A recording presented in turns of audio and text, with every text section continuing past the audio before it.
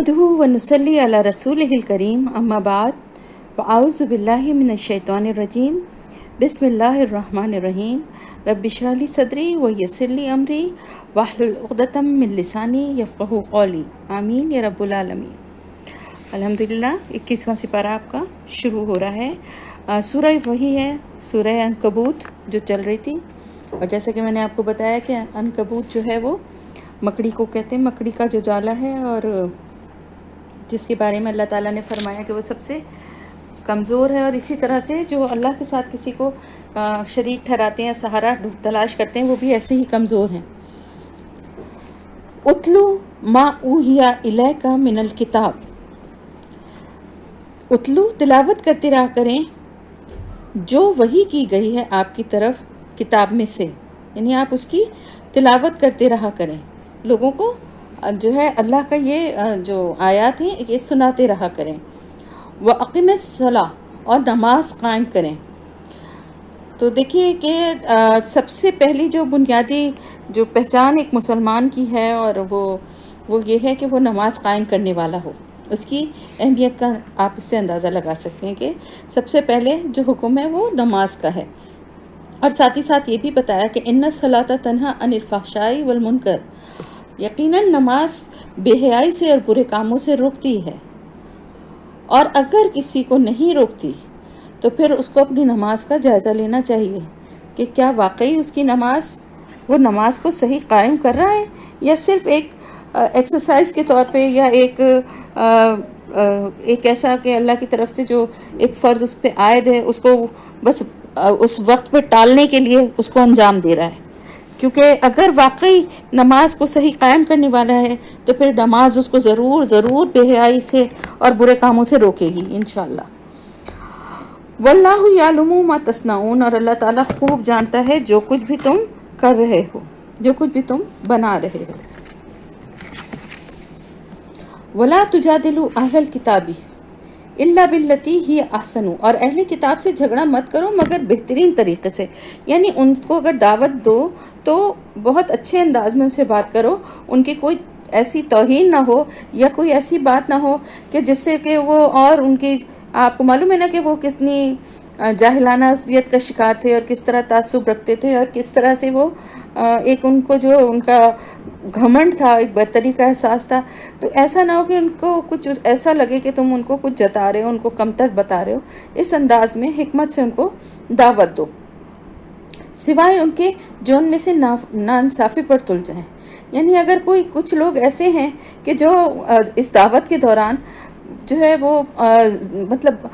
गैर मुनसिफाना अंदाज इख्तियार करें, बहस बिला वजह की कच बहसी करें, या जानबूझकर ज़िद और हठधर्मी करें, तो फिर हो सकता है कि उसके जवाब में कुछ ऐसी सख्त बातें कहना पड़ जाएं। लेकिन मज़ीद इस तरह के झगड़े को बढ़ाने से एराज़ बढ़ता जाए।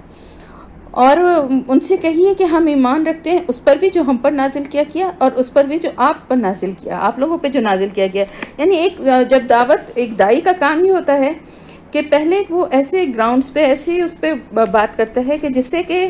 दूसरा जो है मतलब उसके लेवल पे आके उसको उसके ही अंदाज में उसको समझाने की कोशिश करता है। तो सबसे जो बुनियादी बात थी अहले किताब और मुसलमानों की, वो ये कि दोनों के पास जो किताब थी वो अल्लाह की तरफ से नाजिल करदा थी। और मुसलमान जो थे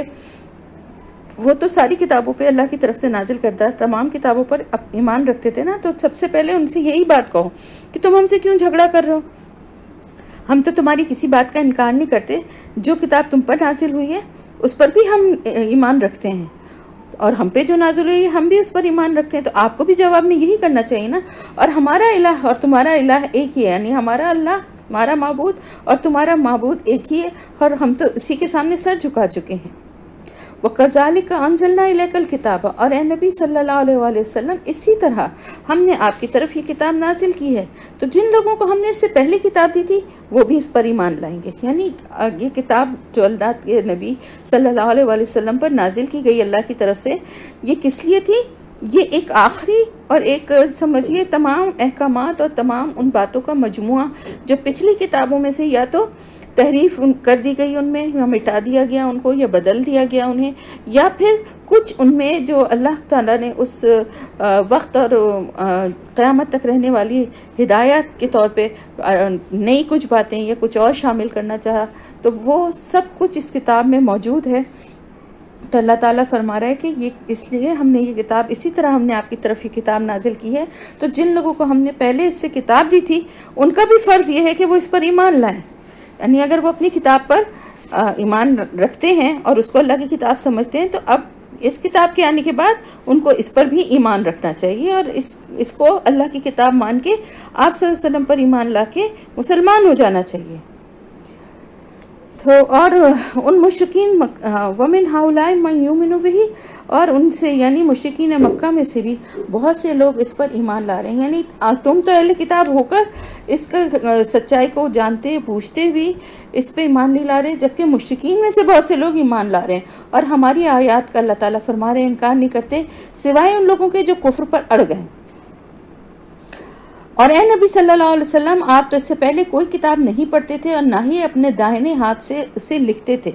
اگر ایسا ہوتا تب تو یہ جھٹلانے والے ضرور شک کرتے. یعنی اس سے پہلے آپ صلی اللہ علیہ وسلم امی تھے تو لکھنا اور پڑھنا نہیں جانتے تھے. تو اگر آپ اس سے پہلے اللہ تعالیٰ فرما رہا ہے کہ قرآن کے نازل ہونے سے پہلے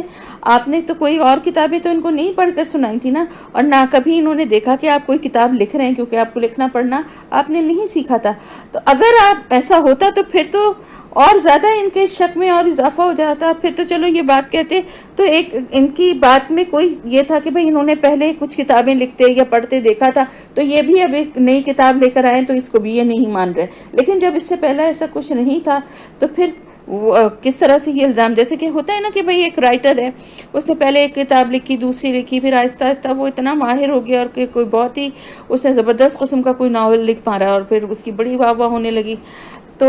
ایسا ہو سکتا تھا کہ بھئی اگر آپ اس سے پہلے بھی لکھتے رہتے تو یہ آپ پہ یہ والا شک کیا جا سکتا تھا. بلکہ یہ تو روشن آیات ہیں ان لوگوں کے سینوں میں جنہیں علم دیا گیا. یعنی پچھلی جو الہامی کتابوں کا علم رکھنے والے لوگ تھے وہ قرآن کی ان روشن واضح جو آیات تھی نا ان کو خوب پہچانتے تھے. پہچان لیا تھا انہوں نے کہ یہ اللہ کے ہی الفاظ ہیں، اللہ کی ہی آیات ہیں اور ہماری آیات کا انکار نہیں کرتے مگر وہی لوگ جو ظالم ہیں. اور وہ کہتے ہیں کہ کیوں نہیں نازل کی گئی ان پر نشانیاں ان کے رب کی طرف سے. یعنی آپ صلی اللہ علیہ وسلم پر کوئی نشانیاں یا کوئی معجزات کیوں نہیں دیے گئے. بار بار دیکھیں قرآن میں یہ ان کے مطالبات جو ہیں یہ بتائے جا رہے ہیں کہ یہ بار بار یہ تکرار کرتے تھے کہ ان کے اوپر کوئی معجزہ کیوں نہیں ان کو دیا گیا. آپ کہیے کہ نشانیاں قل انما الآیات عند اللہ، نشانیاں تو اس کے اختیارات تو اللہ ہی کے پاس ہیں. اللہ کے پاس ہیں، وہ جس کے اوپر چاہے اور جب چاہے جتنا چاہے وہ اپنے کوئی معجزہ دے یا کوئی اور نشانی دکھا دے. اور میں تو صرف واضح طور پر خبردار کرنے والا ہوں. کیا ان کے لیے یہ نشانی کافی نہیں کہ ہم نے یہ آپ پر یہ کتاب نازل کی ہے جو ان کو پڑھ کر سنائی جاتی ہے. تو یعنی یہ کہ یہ کتاب تو خود ایک کھلا ہوا معجزہ ہے. یہ ان کو سمجھ میں نہیں آتا کہ اس جیسا کلام اگر یہ معجزہ نہیں ہے تو کوئی تم لوگ بھی بنا کر دکھاؤ. بار بار اس بات کا چیلنج لوگوں کو کیا گیا نا، لیکن کوئی ایک آیت بھی بنا کے نہ لا سکا. تو یہی ایک معجزہ اس کتاب کا اللہ کی طرف سے ہونا جو ہے وہ سب سے پہلے ثابت کرتا ہے.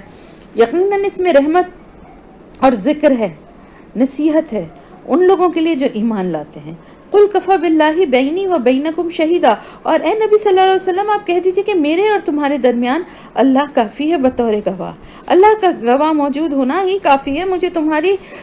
کسی اس کی ضرورت نہیں ہے کہ تم مجھے صحیح یا غلط جو بھی تم کہتے ہو تم اگر ایمان لاؤ گے تو اپنے لیے لاؤ گے نا. میرے لیے تو اللہ کی گواہی کافی ہے کہ میں اپنا کام پورے ایمانداری سے کر رہا ہوں. وہ جانتا ہے جو کچھ آسمانوں اور زمین میں ہے. اور وہ لوگ جو باطل پر ایمان رکھتے ہیں اور اللہ کا کفر کرتے ہیں یقیناً وہی خسارہ پانے والے ہیں. وَيَسْتَعْجِلُونَكَ بِالْعَذَابِ وَلَوْلَا أَجَلٌ مُّسَمًّى لَجَاءَهُمُ الْعَذَابُ. یہ لوگ جلدی مچا رہے ہیں عذاب کی. اللہ تعالیٰ فرما رہے جلدی مانگتے تھے نا کہ کیوں نہیں آ رہا ہم پر عذاب، کیوں نہیں آ رہا. اللہ تعالیٰ فرما رہے کہ یہ لوگ جلدی مچا رہے ہیں عذاب کی، اور اگر پہلے سے اللہ نے ایک وقت معین طے نہ کر دیا ہوتا تو ان پر ضرور عذاب آ چکا ہوتا. وَلَيَأْتِيَنَّهُمْ بَغْتَةً وَهُمْ لَا يَشْعُرُونَ، اور وہ ان پر اچانک آ جائے گا اور انہیں پتہ بھی نہیں چلے گا. اللہ کا عذاب ایسا ہی ہوتا ہے. یہ لوگ عذاب کے لیے جلدی مچا رہے ہیں. یعنی دوبارہ اللہ تعالیٰ نے فرمایا کہ یہ لوگ ایک تو دنیا میں یہ کہ ان کے اوپر اچانک ایسے آئے گا کہ ان کو اس کا احساس ہی نہ ہوگا، شعور ہی نہیں ہوگا. اور پھر اللہ تعالیٰ فرما رہے ہیں کہ یہ لوگ عذاب کے لیے جلدی مچا رہے ہیں، حالانکہ جہنم ان کا گھیرا کیے ہوئے، ان کا احاطہ کیے ہوئے، ان کو نظر نہیں آ رہا۔ اللہ تعالیٰ کے اس آیت کا مطلب یہ ہے کہ جہنم نے ان کو گھیرے میں لیا ہوا ہے، ان کو نظر نہیں آ رہا ہے، ان کی چاروں طرف آگ کے شعلے ہیں جس نے ان کو گھیر لیا ہے۔ اور یہ ایسے ہی ہے بالکل کہ جب فوج کسی کوئی شہر جو ہے وہ قلعوں میں بند ہوتے ہیں، پہلے جیسے ہوتا تھا، آپ نے اکثر دیکھا ہوگا کہ کس طرح سے فصیلیں ہوتی تھی جن پہ فوجی ہوتے تھے جو حفاظت کر رہے ہوتے تھے، اور بڑا پھاٹک بند ہوتا تھا اور اس کے اندر کوئی داخل نہیں ہو سکتا تھا۔ تو اس کو فتح کرنے کے لیے کیا ہوتا تھا کہ اس شہر کا چاروں طرف سے پہلے محاصرہ کر لیا جاتا تھا، لیکن شہر کے رہنے والوں کو خبر ہی نہیں کہ ان کا محاصرہ ہو چکا ہے۔ بالکل ایسے ہی ان کافروں کو پتہ ہی نہیں ہے کہ یہ چاروں طرف سے آگ کے حصار میں ہیں۔ جس دن عذاب ڈھانپ لے گا انہیں اوپر سے بھی، ومن تحت ارجلہم، اور ان کے قدموں کے نیچے سے بھی، وَيَقُولُ ذُوقُوا مَا كُنتُمْ تَعْمَلُونَ، اور کہا جائے گا اب چکھو مزہ اپنی ان کاموں کا جو تم کرتے رہے ہو۔ یا عبادی الذین آمنوا، اے میرے وہ بندو جو ایمان لائے ہو، میری زمین بہت وسیع ہے، بس عبادت تم میری ہی کرو۔ یعنی اللہ تعالیٰ یہاں پر اپنے بندوں کے اوپر شفقت اور اپنی محبت کا، اللہ پاک کی بہت پیارا اللہ کا انداز ہے مخاطب کرنے کا، میرے بندو، یعنی اس میں کتنی اپنائیت اور ایک محبت ہے کہ میرے لیے تم جو تکلیفیں اٹھا رہے ہو، تو میرے بندو میری زمین بہت وسیع ہے، تو تم میری عبادت کرتے رہو، میری ہی عبادت پہ، یعنی اس سے منہ نہ موڑو۔ میں تمہارے لیے اور کوئی زمین میں اور بہت سی جگہیں تم جہاں جاؤ گے میں تمہیں وہاں پہ تمہارے لیے آسانی اور تمہارے لیے راستے نئے نئے بنا دوں گا۔ تو دیکھیں کہ یہاں ایسا ہی ہوا تھا نا کہ حبشہ اور پھر مدینے میں جو ہجرت ہوئی اس کے ذریعے مسلمانوں کو لیے کتنا اچھے اللہ تعالیٰ نے حالات بنا دیے اور کتنی ان کے لیے اللہ کی طرف سے کتنی رحمت ہوئی۔ تو اسی کی طرف اشارہ ہے۔ پھر اللہ تعالیٰ فرما رہا ہے کل نفس ذائقۃ الموت ثم الینا ترجعون، پھر ہر جان، ہر نفس کو موت کا مزہ چکھنا ہے، پھر تم ہماری ہی طرف لوٹا دیے جاؤ گے۔ تو تم یہ سمجھ لو کہ دیکھو موت تو آنی ہی ایک دن، اس دنیا میں ہمیشہ کوئی بھی رہنے والا نہیں ہے۔ تو اگر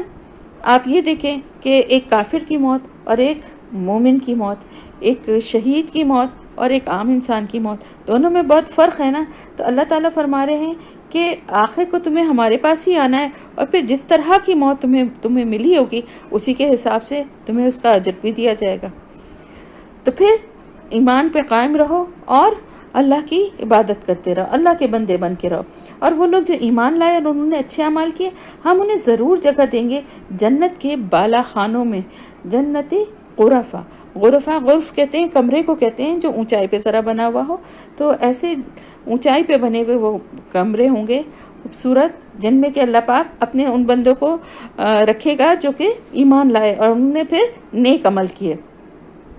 تجری من تحتها الانہار خالدین فیہا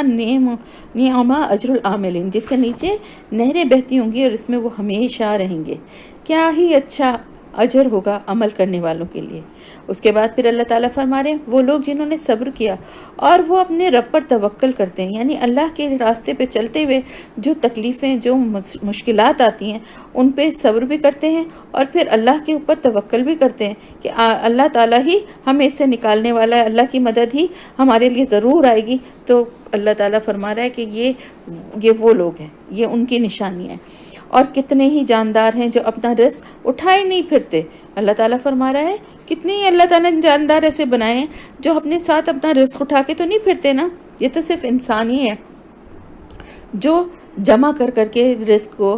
اور تمام چیزوں کو جو اللہ کی نعمتیں ہیں ان کو جمع کر کے اسٹور کر کے اپنی کل کی اور مستقبل کی فکروں میں لگا رہتا ہے، جبکہ اور جتنے بھی زمین میں جاندار ہیں ان کو بھی تو رزق اللہ تعالیٰ ہی دیتا ہے نا، اور روزانہ ان کو اللہ دیتا ہے، ان کو کوئی اسٹور کرنے یا جمع کرنے کی نہ ان کو طریقے پتہ ہیں اور نہ وہ کوشش کرتے ہیں۔ تو اللہ تعالیٰ فرما رہا ہے سوائے اس کے کہ کچھ ایسے جاندار ہیں کہ جو موسموں کے، جیسے چونٹیاں ہیں تو وہ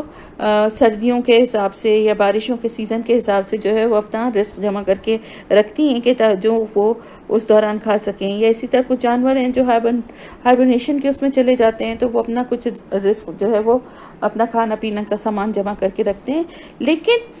یہاں پر بات اس کی ہو رہی ہے روز مرہ کی، کہ روز جب جانور، چرند پرند سب نکلتے ہیں تو وہ جو روز رزق ان کو دینے والا کون ہے؟ اللہ تعالیٰ ہے۔ اور پھر وہ اپنے کھا پی کے اپنے اپنے ٹھکانوں پہ جا کے رات گزارتے ہیں اور پھر صبح نکل آتے ہیں۔ تو اللہ تعالیٰ فرما رہا ہے کہ ان کو کون رزق دیتا ہے؟ وہ اللہ کی طرف توکل کرتے ہیں تو ان کے رزق کا ذمہ دار اللہ تعالیٰ خود ہی ہے۔ تو اس لیے دنیا میں کسی کے لیے کبھی ایسا مت سوچو کہ وہ ناراض ہو گیا، یا ہماری کوئی ہم نے دین پہ چلنے کا، کہ ہمارے کسی عمل سے کوئی ناراض ہو گیا تو ہمیں کسی طرح پریشان کرے گا یا ہمارے رزق کے راستے میں رکاوٹ بنے گا۔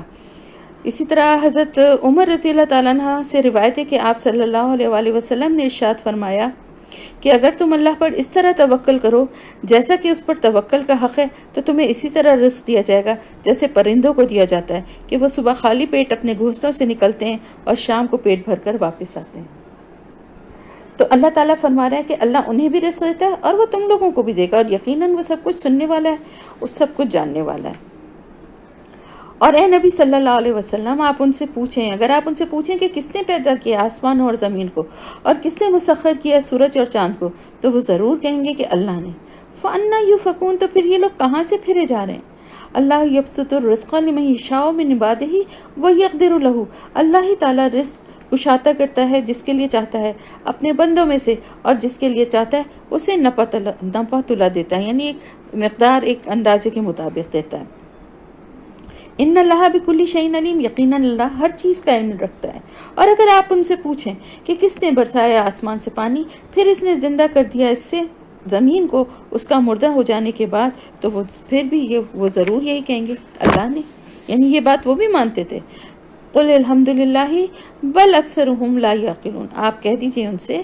کہ تمام شکر اور تمام تعریفیں اللہ ہی کے لیے ہیں، لیکن ان میں سے اکثر لوگ عقل سے کام نہیں لیتے۔ اور یہ دنیا کی زندگی تو کھیل اور تماشے کے سوا کچھ بھی نہیں ہے، اور آخرت کا گھر ہی یقیناً اصل زندگی ہے۔ کاش کہ انہیں معلوم ہوتا، اور کاش کہ ہمیں معلوم ہوتا، کاش کہ ہمیں معلوم تو ہے، لیکن کاش کہ ہمیں ہر وقت یہ بات یاد رہے۔ ہمارا جو ایمان ہے نا آخرت پہ، وہ ہر وقت ہمیں ہمارے اندر ایک الارم کی طرح ہر وقت بجتا رہے، اور ہمیں یہ احساس دلاتا رہے کہ اس دنیا کی ہر چیز فانی ہے اور ختم ہو جانے والی ہے، اور آخرت کا گھر سب سے بہتر ہے۔ جس کو آخرت میں جنت کا ٹھکانہ اللہ کی طرف سے مل گیا تو وہ فائدہ اٹھانے والا، حقیقی فلاح پانے والا ہے۔ کاش کہ وہ یہ جانتے، کاش کہ انہیں یہ علم ہوتا۔ تو کافروں کے لیے خاص طور سے یہ بات اس لیے کہ وہ ان کو تو اس کا علم ہی نہیں ہے کہ ایمان لانے کے بعد کیا کیا اللہ کی طرف سے انعامات ہیں مومنوں کے لیے۔ اور جب یہ لوگ سوار ہوتے ہیں کشتی میں تو پکارتے ہیں اللہ کو اس کے لیے اطاعت کو خالص کرتے ہوئے، اور پھر جب وہ انہیں نجات دے دیتا ہے، یعنی کشتی میں تو ایسا ہوتا ہے نا کہ بعض دفعہ ہوا کے آندھی یا ہوا کے زور ہوتا ہے، یا موجیں بہت زیادہ طوفان آ رہا ہوتا ہے، تو پھر یہ اللہ کو پکارتے ہیں اور اس کے لیے اپنے دین کو خالص کر لیتے ہیں کہ ہم اسی کے اطاعت گزار ہیں۔ پھر جب وہ انہیں نجات دے دیتا ہے خشکی کی طرف، تو پھر وہ شرک کرنے لگتے ہیں۔ لیکفروا بما آتیناہم، تاکہ وہ ناشکری کریں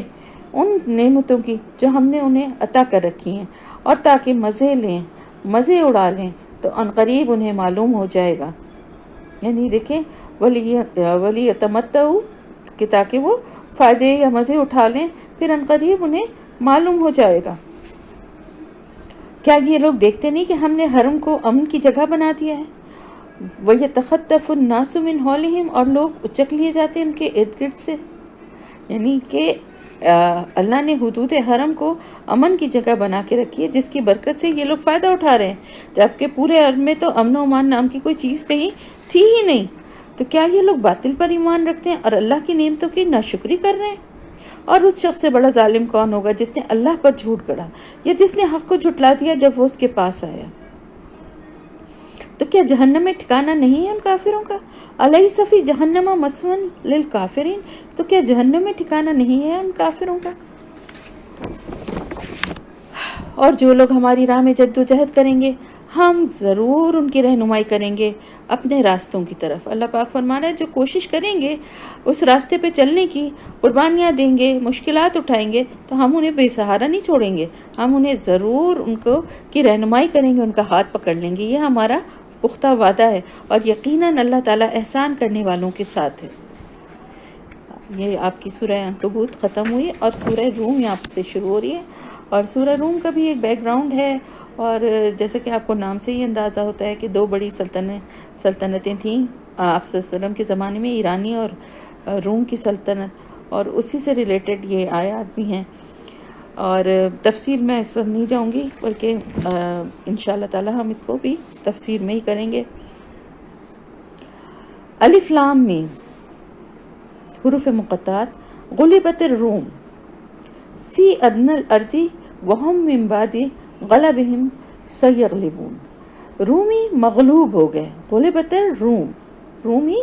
مغلوب ہو گئے قریب کی سرزمین میں، اور وہ اپنی اس مغلوبیت کے بعد ان قریب غالب آ جائیں گے.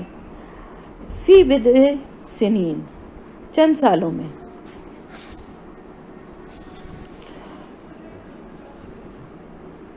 تو یہ جو ہے ہوا یہ تھا کہ وہ تھوڑا سا بتا دوں میں آپ کو کہ روم کے ساتھ جو ہوئی تھی، جنگ ہوئی تھی، تو اس میں وہ مغلوب تو ہو گئے تھے، لیکن یہ کہ پوری طرح سے فتح نہیں ہوا تھا. تو اس کی خوشخبری اللہ پاک بتا رہے ہیں کہ چند سالوں میں یہ مغلوب ہو جائیں گے مکمل طور پہ. تو بضع سنین جو ہے نا، اس کا عربی زبان میں اس کا مطلب یہ ہوتا ہے کہ 3 سے 9 سال تک کے، 3 سے 9 تک کے جو عرصہ ہے نا، اس کے بارے میں یہ استعمال ہوتا ہے. للہ الامر من قبل و من بعد، اور اللہ ہی کا اختیار ہے پہلے بھی اور بعد میں بھی. یعنی اللہ ہی کے حکم سے ہوا جو پہلے بھی ہوا تھا، اور اللہ ہی کے حکم سے بعد میں بھی ہوگا.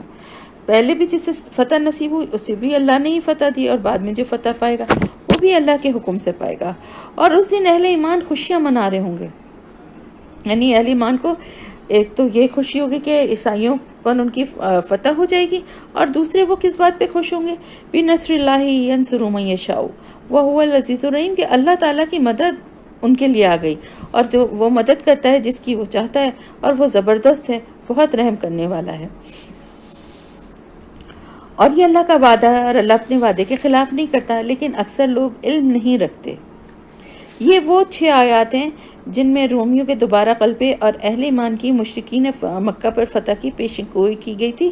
اور یہ جو ہے ان آیات کے نزول کے وقت آپ صلی اللہ علیہ وسلم کی دعوت کو 5 سال کا عرصہ بیت چکا تھا، اور اس کے ٹھیک 9 برس بعد اس پیشن گوئی کے عین مطابق رومی بھی ایرانیوں پر غالب آ گئے، اور غزوہ بدر میں مسلمانوں کی بھی اللہ کی مدد سے فتح نصیب ہو. یہ لوگ دنیا کی زندگی کے بھی صرف ظاہر کو جانتے ہیں،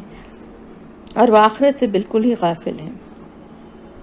کیا یہ لوگ اپنی ذات میں غور نہیں کرتے؟ ما خلق اللہ السماوات والارض وما بینہما الا بالحق واجل مسمى، اور نہیں پیدا کیا اللہ نے آسمانوں اور زمین کو اور جو کچھ ان دونوں کے درمیان ہے مگر حق کے ساتھ، اور ایک مقررہ وقت تک کے لیے. اور یقیناً بہت سے لوگ اپنے رب سے ملاقات کے انکاری ہیں.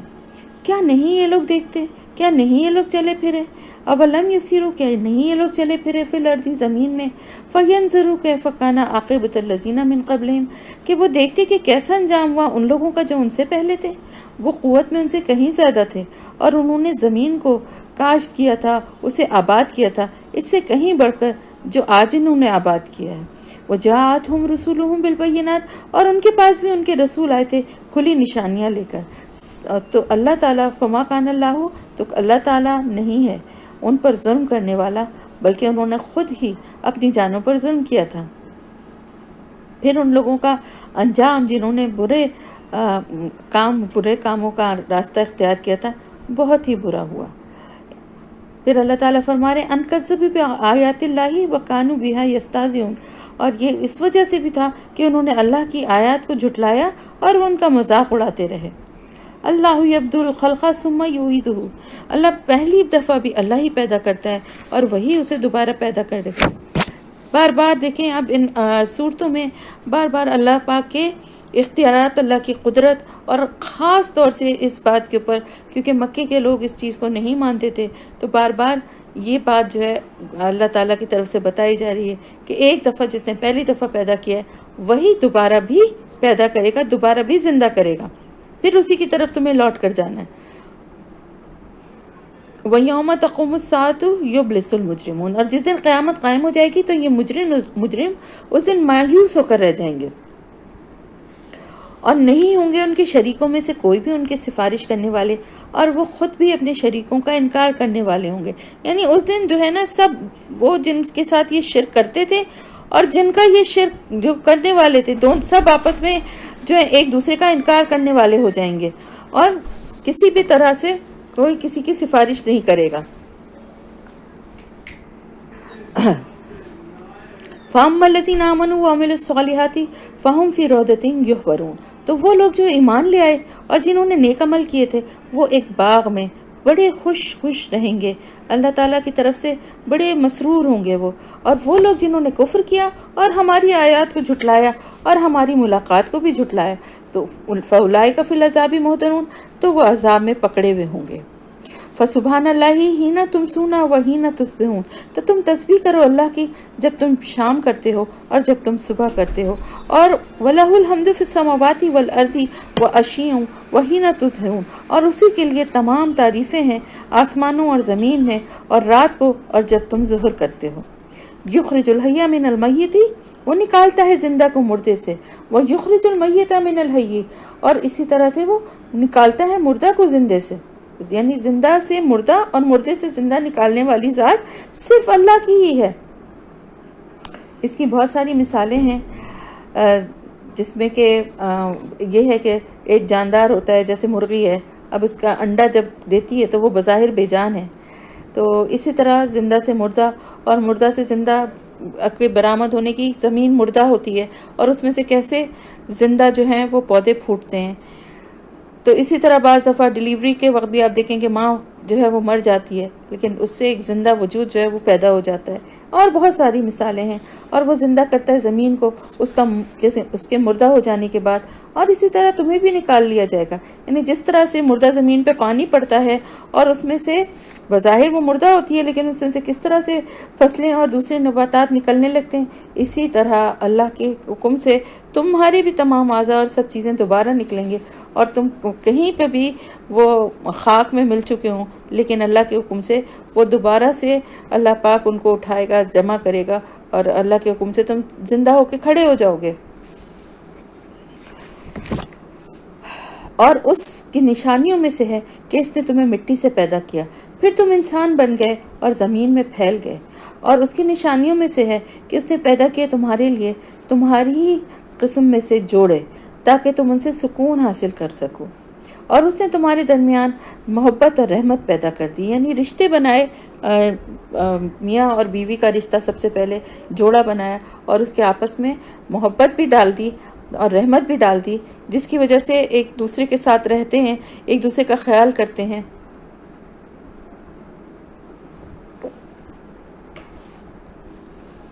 یقیناً اس میں نشانیاں ہیں ان لوگوں کے لیے جو غور و فکر کریں۔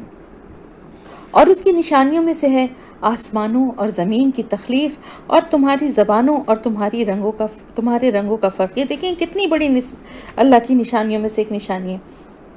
کہ آسمان کی تخلیق اور زمین کی تخلیق پہ پہلے تو غور کریں، پھر دیکھیں کہ پوری دنیا میں کتنے انسان ہیں اور ان کے درمیان کتنا ڈفرنس ہے، کلرز کے شیڈز مختلف ہیں، زبانیں مختلف ہیں، مختلف یعنی ان کے وہ بھی ہیں، ان کے جو کہنا چاہیے فزیک ہے، یعنی کوئی بہت لمبے چوڑے ہیں، کوئی بہت چھوٹے قد کے ہیں، کوئی بہت وائٹ ہے، یعنی کلر بہت ان کا کمپلیکشن بہت سفید اور ویسا ہے، کچھ کم ہیں، میڈیم اس پہ ہیں، کچھ بالکل سیاہ ہیں، مطلب مختلف اللہ کی قدرت کے یہ بھی رنگ ہے۔ جیسے پھولوں کے اوپر غور کرتے ہیں نا، طرح طرح کے پھول ہیں، ایسے انسان بھی اللہ کے باغ میں لگائے ہوئے پھول ہیں، تو ان کے اوپر بھی غور کریں کہ کتنی مختلف طرح کے، آپ دیکھیں کوئی پھول ایک سے نہیں ملتا دوسرا، ایک ہی پودے میں اگر آپ پھولوں پہ غور کریے نا تو کوئی پھول جو ہے نا وہ سیم دوسرے پھول کے جیسا نہیں ہوتا، بالکل اسی طرح کوئی انسان بھی دوسرے کی طرح نہیں ہوتا۔ یہ سب واضح نشانیاں ہیں اللہ کی، یقیناً اس میں نشانیاں ہیں ان لوگوں کے لیے جو علم رکھتے ہیں۔ اور اللہ تعالیٰ نے ایک اور اس کی نشانیوں میں سے ہے تمہارا رات کو سونا اور دن کو سونا اور تمہارے اس کے فضل کو تلاش کرنا، یعنی رات کے وقت سونا اور دوپہر کے وقت جو تھوڑا قیلولہ کیا جاتا ہے، آرام کیا جاتا ہے، اس کے علاوہ پھر تمہارا جو بھاگ دوڑ کرنا ہے رزق کے حصول کے لیے، یہ بھی اللہ کی حکمت اور قدرت کی نشانیوں میں سے ہے۔ یقیناً اس میں نشانیاں ان لوگوں کے لیے جو سنتے ہیں، یعنی جو سنتے ہیں اللہ کی بات، اللہ کی آیات کو، وہی ان نشانیوں کو جاننے کی کوشش کرتے ہیں، انہی کی سمجھ میں آتی ہیں یہ باتیں۔ اور اس کی نشانیوں میں سے ہے کہ وہ تمہیں بجلی کی چمک دکھاتا ہے خوف اور امید کے ساتھ، یعنی آسمان میں جب بادل چھاتے ہیں اور بجلی چمکتی ہے تو یہ بھی اللہ کی نشانیوں میں سے، قدرت کی نشانیوں میں سے ایک نشانی ہے، جس میں کیا خوف اور امید ہے۔ خوف ہوتا ہے کہ کہیں خدا نخواستہ بجلی نہ گر جائے، کوئی طوفان نہ آ جائے اتنا کہ جس سے کوئی تباہی ہو، اور جبکہ ساتھ ہی ساتھ امید کیا ہوتی ہے کہ باران رحمت ہوگا، بارش برسے گی، جس سے کہ پانی کی روانی ہوگی، فصلیں اچھی ہوں گی، اور تمام نباتات اور سب چیزیں، ہم بلکہ کہتے ہیں نا کہ زمین سے جو جراثیم اور جو چیزیں بیماریاں ہیں وہ بھی ختم ہوں گی، گرمی کی شدت بھی کم ہوگی، بہت ساری باتوں کی وجہ سے اس کو باران رحمت کہتے ہیں۔ اور وہ برساتا ہے آسمان سے پانی، پھر زندہ کرتا ہے اس کے ذریعے سے زمین کو اس کے مردہ ہو جانے کے بعد۔ یقیناً اس میں نشانیاں ہیں ان لوگوں کے لیے جو عقل سے کام لیں، اور اس کی نشانیوں میں سے ہے کہ آسمان اور زمین اس کے حکم سے قائم ہیں، جیسے اس نے حکم دیا ہے اسی طرح یہ نظام چل رہا ہے۔ پھر جب وہ تم پکارے گا ایک ہی بار زمین سے نکلنے کے لیے تو تم ایک دم فوراً نکل پڑو گے، جیسے ہی اللہ کی طرف سے قیامت کے دن بھی کن کہا جائے گا تو سب کا سب فوراً ہی فیکون ہو جائے گا، یعنی فوراً ہی سب کچھ ہو جائے گا جیسے ہی اللہ کہے گا، اور تم پورے نسل انسانی جو زمین کے اندر ہے وہ ایک دم نکل کے باہر اللہ کے حضور بھاگے گی، اللہ کے سامنے پیش ہونے کے لیے۔ اور اسی کا ہے جو کچھ ہے آسمانوں اور زمین میں، اور سب اسی کے حکم کے فرما بردار ہیں۔ اور وہی ہے جو پہلی بار پیدا کرتا ہے مخلوق کو، پھر اسے دوبارہ بھی پیدا کرے گا، اور وہ اس کے لیے زیادہ آسان ہے۔ دیکھیں بار بار یہ مثال اللہ تعالیٰ کی طرف سے دی جا رہی ہے کہ یہ اللہ کے لیے بہت آسان ہے۔ یہ لوگوں کو یہ ماننا اتنا مشکل کیوں لگ رہا ہے کہ جبکہ وہ ایک دفعہ پیدا کر چکا ہے، بنا چکا ہے، تو دوبارہ بھی بنا دے گا، دوبارہ بھی پیدا کر دے گا۔ اور اس کی شان بہت بلند ہے آسمانوں اور زمین میں، اور وہ بہت زبردست ہے، بہت حکمت والا ہے۔ ضرب لکم مثلا من انفسکم، وہ تمہارے لیے خود تمہارے اندر سے ایک مثال بیان کرتا ہے۔ هل لکم مما ملکت ایمانکم من شرکاء فیما رزقناکم فانتم فیہ سواء، بھلا وہ غلام اور لونڈیاں جو تمہاری ملکیت ہیں، کیا ان میں سے کچھ شریک بن جاتے ہیں اس مال و اسباب میں جو ہم نے تمہیں دیا ہے، اس طرح کہ وہ اور تم برابر ہو جاؤ۔ یعنی اگر آج کل تو خیر غلام اور لونڈیوں کا تو زمانہ نہیں رہا خریدنے کا، انسانوں کو خریدنے کا سسٹم، اللہ کا شکر الحمدللہ وہ سب چیزیں ختم ہو گئی ہیں، لیکن اب آپ غلام کو چھوڑ کے آپ ایک ویسی اپنے گھر میں کام کرنے والی اپنی میڈ، اپنی ماسی جو بھی ہے، اس کے بارے میں ذرا سوچیں کہ اللہ تعالیٰ فرما رہا ہے کیا اس میں سے تم ان کو شریک بنا دو گے؟ کیا آپ اپنے گھر میں کام کرنے والے، اپنے گھر کے کچرا اٹھانے والے، ان لوگوں کو آپ کہیں گے کہ بھائی میرے پاس جو کچھ ہے اس میں سے میں آدھا ہر چیز کو ان لوگوں کو بھی دے کے ان کو بھی اپنا شریک بناتا ہوں کہ جتنا میرے پاس ہے اتنا ہی ان کے پاس بھی ہو جائے؟ کیا ایسا کبھی کوئی کرتا ہے؟ یہ کتنا مشکل کام ہے نا، یہ کوئی بھی نہیں کرے گا، تو کہ وہ ہمارے برابر آ جائے۔ اللہ کی تقسیم ہے نا، اللہ نے کسی کو کم اور کسی کو زیادہ بنایا ہے، تو آپ نے کبھی یہ کوشش کی کیا جو کچھ آپ کے پاس ہے سب کچھ ان کو بھی اتنا ہی دے دیں اور وہ بھی آپ کے برابر ہی ہو جائیں؟ آپ بہت اچھا کریں گے، خیال کریں گے، مدد کریں گے، سب کچھ ہے، لیکن ایسا تو کوئی نہیں کرتا نا۔ تو اللہ تعالیٰ فرما رہا ہے کہ جب تم اس طرح کی بات تم سوچتے ہو اپنے مال اور اپنی ذات کے بارے میں، تو کہیں ایسا نہ ہو جائے، تو پھر سوچو کہ کیا ان کے بارے میں تم ایسے خدشات، کیا ایسی سوچیں رکھتے ہو جیسے تم اپنے بارے میں رکھتے ہو؟ کیا ایسا خوف رکھتے ہو جیسے اپنی فکر کرتے ہو، اپنے لیے پریشان ہوتے ہو، اپنے لیے جس طرح جن باتوں کا خوف رکھتے ہو، کیا ان کے لیے بھی اسی طرح سوچتے ہو، ویسی ہی دعائیں، ویسی ہی ان کے لیے پریشان ہوتے ہو؟ اسی طرح ہم اپنی آیات تفصیل سے بیان کرتے ہیں ان لوگوں کے لیے جو عقل رکھتے ہیں، یعنی جب تم لوگ انسان ہو کے ایک دوسرے انسان کو، اپنے غلاموں کو، اپنے کام کرنے والوں کو اپنے برابر بنانے کا، ان کو برابر بٹھانے کے بارے میں سوچ بھی نہیں سکتے، تو پھر تم یہ کیسے سوچ لیتے ہو کہ اللہ اپنی مخلوق میں سے کسی کو اپنے برابر بنا لے گا؟ تم لوگ خود بھی تسلیم کرتے ہو کہ سب سے بڑا ہمارا معبود جو ہے وہ اللہ ہی ہے، اور تمہارے بنائے ہوئے شریک جو ہیں وہ چھوٹے معبود ہیں، تو تم کیسے یہ گمان ان کے بارے میں کر لیتے ہو کہ یہ چھوٹے معبود جنہیں تم نے بنایا ہے، اللہ انہیں اپنے اختیارات کا مالک بنا دے گا اور ان کی سفارش اللہ کو مجبور کر دے گی؟ تمہارے یہ من گھڑت معبود چاہے ملائکہ میں سے ہوں، یعنی فرشتوں میں سے ہوں، نبیوں میں سے ہوں، یا اولیاء اللہ ہوں، بزرگان دین ہوں، وہ سب کے سب اللہ کی مخلوق ہیں، اور اللہ کی مخلوق ہیں اور اللہ خالق ہے، تو مخلوق جو ہے وہ خالق کے برابر کیسے ہو سکتی ہے؟ کس طرح سے اللہ پاک اپنی مثالوں سے بات کو سمجھا رہے ہیں؟ بلکہ حقیقت یہ ہے کہ ان ظالموں نے اپنی خواہشات کی پیروی کی ہے بغیر کسی علم کے، تو اس شخص کو کون ہدایت دے گا جس کو اللہ نے بھٹکا دیا، اور اب اس کے لیے کوئی مددگار نہیں ہے۔ فاقم وجہ کا للدین حنیفہ، بس تم قائم رکھو اپنے چہرے کو، اپنے چہرے کو، اپنی ذات کو اللہ کے دین کے لیے، یکسو ہو جاؤ، اسی کی طرف رخ رکھو، اور تمہارے ایک ایک عمل سے نظر آئے کہ تم اللہ کو، ایک ہی اللہ کو ماننے والے ہو جو کہ تمام جہانوں کا پروردگار ہے، جیسے کہ حضرت ابراہیم علیہ السلام نے کیا تھا، اپنے آپ کو یکسو کر لیا تھا، صرف اس ہستی کی طرف انہوں نے کہا کہ میں نے تو اپنے آپ کو یکسو کر لیا ہے اسی ہستی کی طرف جس نے زمین اور آسمان کو بنایا، اور میں مشرکوں میں سے نہیں ہوں۔ یہ سورہ الانعام میں حضرت ابراہیم علیہ السلام کے بارے میں آئے۔ تو اللہ کی بنائی ہوئی فطرت پر قائم رہو جس پر اس نے انسانوں کو پیدا کیا ہے۔ ہر بچہ جو ہے وہ دین فطرت یعنی اسلام پہ ہی پیدا ہوتا ہے، پھر اس کے بعد اس کے ماں باپ اسے یہودی یا عیسائی بناتے ہیں۔ یہ آپ صلی اللہ علیہ وسلم کی حدیث مبارک ہے، یعنی اندر سے جو فطرت ہے نا انسان کی، وہ اسی دین پر ہوتی ہے، اور یہ بڑے ہونے کے بعد بھی اس کے اگر وہ کبھی اپنے اندر کی، اپنے دل کی بات سنے اور اللہ کی نشانیوں پہ غور کرے تو اس کی فطرت اس کی رہنمائی کرے گی دین اسلام کی طرف، لیکن سنے ہی نہ اپنے اندر کی، اپنے دل کی بات، تو پھر وہ ایک الگ بات ہے۔ اللہ کی تخلیق میں کوئی تبدیلی نہیں ہو سکتی، کوئی بدل نہیں سکتا اللہ کی تخلیق کو، یہی ہے سیدھا دین، لیکن اکثر لوگ علم نہیں رکھتے۔ رجوع کرتے ہوئے اسی کی طرف اور اسی سے ڈرو، اور نماز قائم کرو، اور مشرکین میں سے مت ہو جانا۔ یہ آپ صلی اللہ علیہ وسلم سے اور اس کے آپ صلی اللہ علیہ وسلم کے ذریعے سے ہم تمام مسلمانوں کے لیے اللہ تعالیٰ فرما رہے ہیں کہ اللہ ہی کی طرف رجوع کرتے ہوئے اسی کی طرف رجوع کرو اور اسی سے ڈرو، اور نماز قائم کرو، اور مشرکین میں سے مت ہو جاؤ، اور ان لوگوں میں سے نہ ہو جانا جنہوں نے اپنا دین ٹکڑے ٹکڑے کر دیا اور مختلف گروہ بن گئے، اور ہر گروہ اسی پر خوش ہے جو اس کے پاس ہے۔ اور افسوس، صد افسوس کہ یہی حال آج مسلمانوں کا ہے کہ دین کے ٹکڑے ٹکڑے کر دیے ہیں، مختلف گروہ بنا دیے ہیں، مختلف جماعتیں بنا لی ہیں، اور ہر گروہ اسی پر خوش ہے جو اس کے پاس ہے۔ اپنے کو ہی صحیح سمجھتے ہیں، ٹھیک ہے، اپنے کو صحیح سمجھنا کوئی بری بات نہیں ہے، لیکن باقی سب کو غلط سمجھتے ہیں، باقی سب کو کافر سمجھتے ہیں، باقی سب پہ اعتراضات کرتے ہیں۔ اس طرح سے دین کو ٹکڑے ٹکڑے کر دیا ہے، اور جب انسانوں کو کوئی تکلیف پہنچتی ہے تو وہ پکارتے ہیں اپنے رب کو، اسی کی طرف رجوع کرتے ہیں۔ ثم اذا ذاقهم منه رحمتا اذا فريق منهم بربهم يشركون، پھر جب وہ انہیں اپنی طرف سے رحمت کا مزہ چکھاتا ہے تو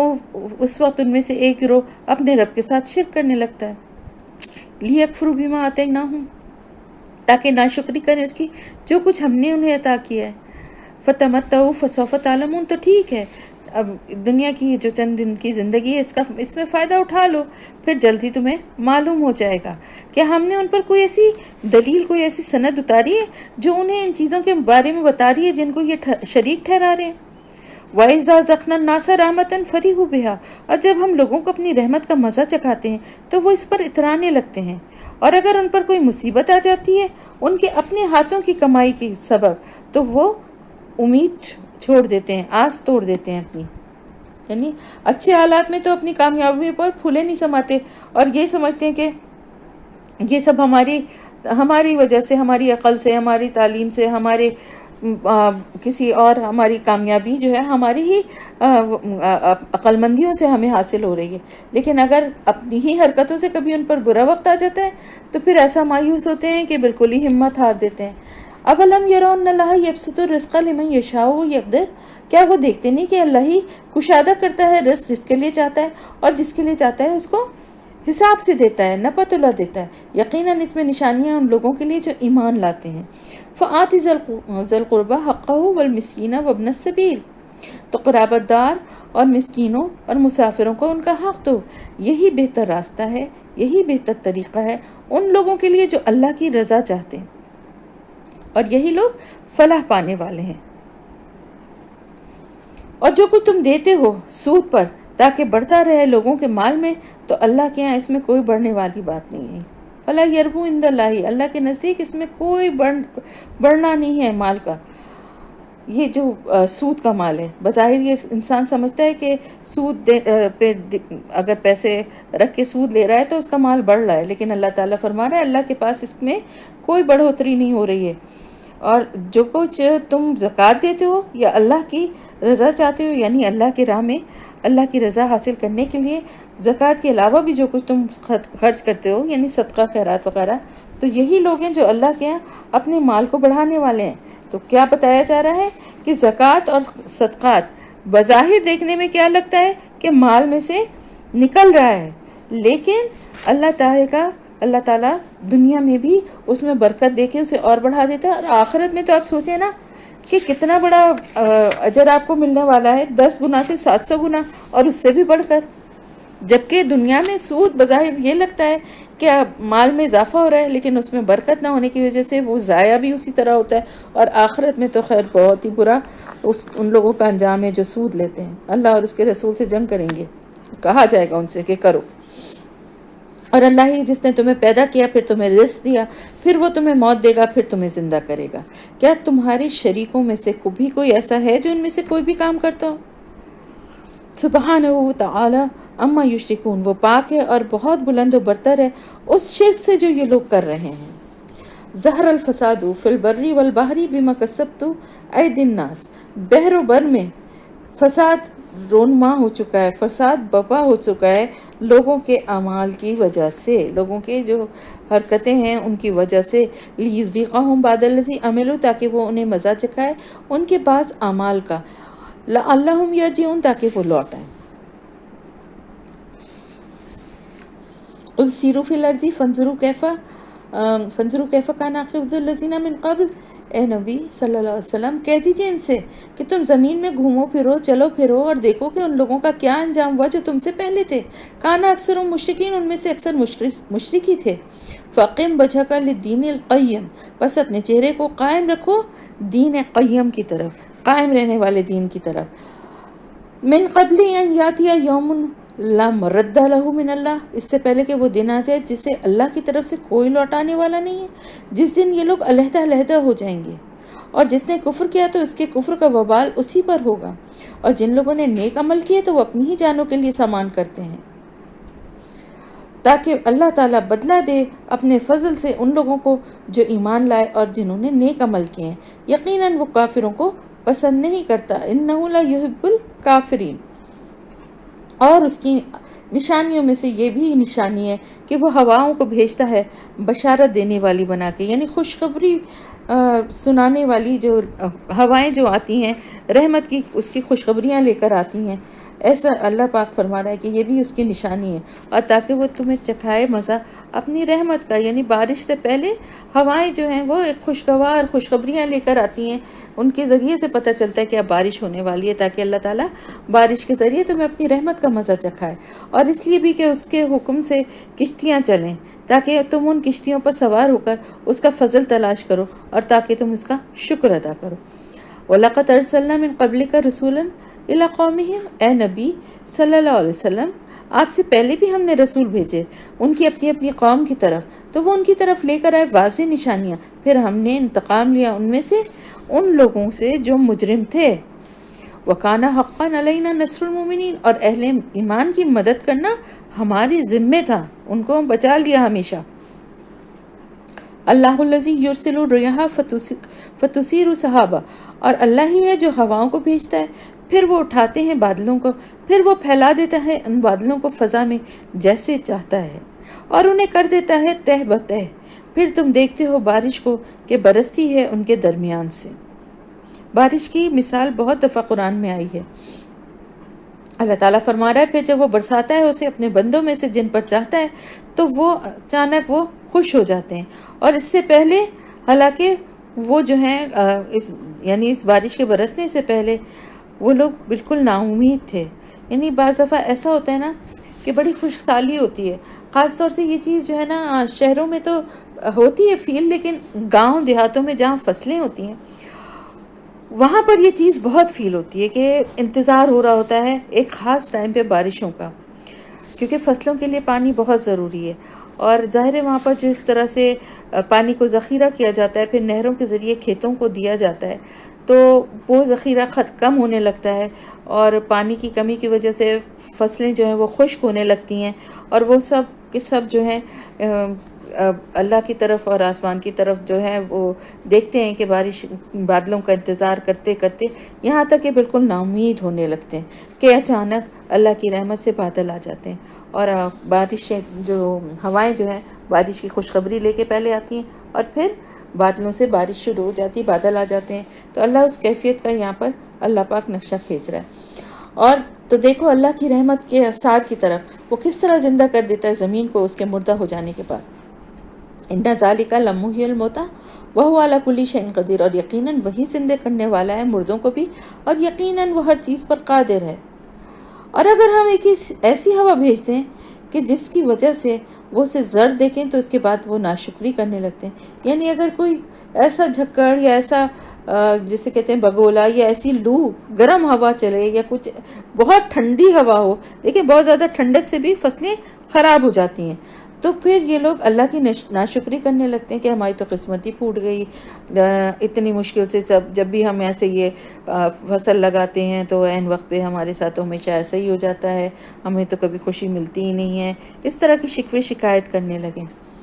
تو اے نبی صلی اللہ علیہ وسلم آپ مردوں کو نہیں سنا سکتے، اور نہ ہی آپ اپنی پکار بہروں کو سنا سکتے ہیں جبکہ وہ پیٹ پھیر کر جا رہے ہوں۔ یعنی ایک تو مردوں کو تو نہیں سنا سکتے، یہ جو اللہ کی کلام اللہ کی باتیں ہیں مرے ہوئے لوگ کیسے سنیں گے، اور وہ لوگ وہ انکار کرنے والے حق کا اللہ کے نزدیک مردوں میں سے ہیں، یعنی وہ نہیں زندہ ہوتے ہوئے بھی نہیں سن رہے تو مردہ ہیں، اور یا پھر ایسے بہرے کہ جو آپ کی طرف سے پیٹھ موڑ لیں، یعنی آپ کے سامنے ہو تو آپ اشاروں سے بھی سمجھانے کی کوشش کر سکتے ہیں، لیکن اگر وہ پیٹھ موڑ لیں گے تو پھر آپ کیسے ان کو اپنی آواز سنا سکتے ہیں یا اپنی بات سمجھا سکتے ہیں۔ وما انت بہاد العمی عن ضلالتہم، اور آپ نہیں ہدایت دے سکتے اندھوں کو ان کی گمراہی سے، یعنی ان کو اندھوں کو آپ بچا نہیں سکتے کہ وہ اپنی گمراہی سے باز آ جائیں، ان کو آپ راہ راست پر نہیں لا سکتے، آپ نہیں سنا سکتے مگر انہی کو جو ہماری آیات پر ایمان رکھتے ہیں اور وہ فرما بردار ہیں۔ اللہ الذی خلقکم من ضعف، اللہ ہی ہے جس نے تمہیں پیدا کیا کمزوری سے، یعنی جب بچے کی پیدائش ہوتی ہے انسان کے گھر میں تو آپ دیکھیں کہ وہ کتنا کمزور اور کتنا ناتواں ہوتا ہے، کیا کر سکتا ہے؟ کچھ کر سکتا ہے وہ؟ نہ تو وہ اپنے کچھ اپنی حاجت بتا سکتا ہے، نہ وہ چل پھر سکتا ہے، نہ وہ کسی کچھ اس کے جسم میں اتنی کوئی طاقت ہوتی ہے، ایک نازک کمزور سا ہوتا ہے۔ اللہ تعالیٰ اس وقت کا ہی ذکر فرما رہے ہیں، پھر اس نے طاقت عطا کی کمزوری کے بعد، یعنی پھر اللہ کی قدرت سے وہی بچہ جو ہے وہ کمزور سا جو تھا وہ بڑے ہو کے کڑیل جوان بن گیا، پھر طاقت کے بعد کمزوری اور بڑھاپا طاری کر دیا، یعنی پھر اس کے بعد ایک بار پھر کمزوری اور بڑھاپا آ گیا، بڑھاپے کی میں بھی ظاہر ہے سب چیزیں انسان کی جو ہیں وہ کمزور ہو جاتی ہیں اور بے بس ہو جاتا ہے وہ بہت حد تک، وہ پیدا کرتا ہے جو چاہتا ہے اور وہ سب کچھ جاننے والا بہت قدرت والا ہے، اور جس دن قیامت قائم ہوگی مجرم جو ہیں وہ قسمیں کھا کھا کر کہیں گے کہ وہ تو ایک گھڑی سے زیادہ نہیں ٹھہرے، وہ دنیا میں یا جو بھی عالم برزخ تھا اس میں ایک گھڑی سے زیادہ نہیں ٹھہرے، ہم تو بس گئے اور آ گئے ہیں۔ اس طرح وہ دنیا میں بھی الٹے پھرائے جاتے ہیں، یعنی جس طرح وہ قیامت کے دن اپنی زندگی کے بارے میں یہ بات کہیں گے، اسی طرح یعنی وہاں پر دنیا میں بھی ان کی سوچ جو ہے وہ ایسی ہی عقل سے اور اس سے دور ہے۔ وقال الذین اوتوا العلم والایمان لقد لبثتم فی کتاب اللہ الی یوم البعث، اور اس وقت کہیں گے وہ لوگ جنہیں علم اور ایمان عطا کیا گیا تھا کہ تم ٹھہرے ہو اللہ کے فیصلے کے مطابق دوبارہ اٹھنے کے دن تک. اہل علم یعنی جو تھے ہوں گے جو وہ کہیں گے کہ تم کیسی بیوقوفی کی تم لوگ باتیں کر رہے ہو جسے وہ ایک گھڑی کہہ رہے ہو. تو وہ تو ظاہر عالم و برزخ کا ایک طویل عرصہ تھا، کیونکہ ظاہر اس میں تو ہزاروں سال بھی وہ ہو سکتا ہے نا، کسی کو کوئی کب کس زمانے میں مرا اس کے بعد تو ہزاروں سال بھی ہو سکتے ہیں، اور کب ان کو اٹھایا جائے گا یہ بھی اللہ کو ہی پتہ ہے. تو جب تک اللہ کا فیصلہ اور حکم نہیں آئے گا اس وقت تک وہ عالم برزخ میں ہی رہیں گے. تو یہ ہے یوم بعث. لیکن تم لوگ تو علم ہی نہیں رکھتے. تو آج کے دن کچھ فائدہ نہیں پہنچائے گی ظالم لوگوں کو ان کی معذرت. زندگی بھر گناہ کرتے رہے، سب پہ ظلم اور زیادتی کرتے رہے، اور قیامت کے دن بہانے بنا رہے ہیں، معذرتیں پیش کر رہے ہیں، رو رو کے جھوٹی معافیاں مانگ رہے ہیں، اور نہ ہی انہیں توبہ کا موقع دیا جائے گا. دنیا میں ہر شخص کے لیے جب تک کہ اس کا غرغرہ جو گلے میں جو ایک سانس روح نکلنے کی جو وہ آواز ہے، جب تک وہ نہ ہو اس وقت تک اس کی توبہ اور اس کی دعا قبول ہوتی ہے. توبہ کا دروازہ کھلا رہتا ہے. دنیا کی زندگی میں تو اس موقع سے فائدہ اٹھایا نہیں، اور اب قیامت کے دن انہیں یہ موقع ملے گا نہیں، اللہ دے گا ہی نہیں انہیں. اور ہم نے تو لوگوں کے لیے قرآن میں ہر طرح کی مثالیں بیان کر دی ہیں. اور اگر آپ لے آئیں ان کے پاس کوئی بھی نشانی تو کہیں گے وہ لوگ جنہوں نے کفر کیا کہ تم لوگ تو نہیں ہو، تم لوگ مگر جھوٹ کرنے والے ہو. اسی طرح اللہ مہر لگا دیا کرتا ہے ان لوگوں کے دلوں پر جو علم نہیں رکھتے. تو آپ صلی اللہ علیہ وسلم کے لیے اللہ تعالیٰ فرما رہے ہیں کہ آپ صبر کیجئے، بے شک اللہ کا وعدہ سچا ہے. وَلَا يَسْتَخِفَنَّكَ الَّذِينَ لَا يُوقِنُونَ، اور آپ کو ہرگز ہلکا نہیں پائیں گے وہ لوگ جو یقین نہیں رکھتے. تو یہاں پر سورہ روم بھی ختم ہو گئی اور سورہ لقمان شروع ہوئی ہے. سورہ لقمان کی آیات کے بارے میں کہا جاتا ہے کہ ابتدائی آیات جو ہیں ابھی آپ پڑھیں گے تو آپ کو اندازہ بھی ہوگا سورہ بقرہ کی آیات سے بہت ملتی جلتی ہیں. اور ایک لقمان جو تھے وہ ایک نیک اور بہت کوئی بزرگ انسان تھے جن کی نصیحتوں سے اندازہ ہوتا ہے، اور ان کا نصیحتیں کرنے کا انداز ایسا تھا اللہ تعالیٰ کو پسند آیا کہ ان کو قرآن میں ان کے بات کو اور ان کے قصے کو، قصہ کیا ہے ان کی کچھ نصیحتیں جو انہوں نے اپنے بیٹے کو کی.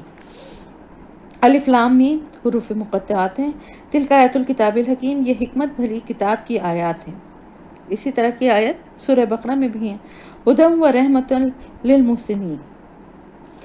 ہدایت اور رحمت ہیں محسنین کے لیے. الذین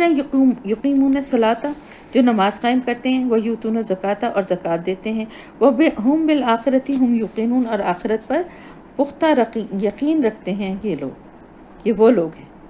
اولئک علی ھدی من ربہم واولئک هم المفلحون، یہی لوگ اپنے رب کی طرف سے ہدایت پر ہیں اور یہی لوگ فلاح پانے والے ہیں. اور لوگوں میں سے کچھ ایسے بھی ہیں جو کھیل تماشے کی چیزیں خریدتے ہیں تاکہ گمراہ کریں لوگوں کو اللہ کے راستے سے بغیر علم کے، اور اس کو مذاق بنا لیں. اور جب اسے سنائی جاتی ہے ہماری آیت تو وہ پیٹھ موڑ کر چل دیتا ہے استکبار کرتے ہوئے، یعنی تکبر بھی کرتا ہے اور پیٹھ موڑ کے چل دیتا ہے، جیسے کہ انہوں نے اسے سنا ہی نہیں ہے، گویا ان کے کانوں میں بوجھ ہے. تو اے نبی صلی اللہ علیہ وسلم، آپ اس شخص کو دردناک عذاب کی بشارت دے دیجئے.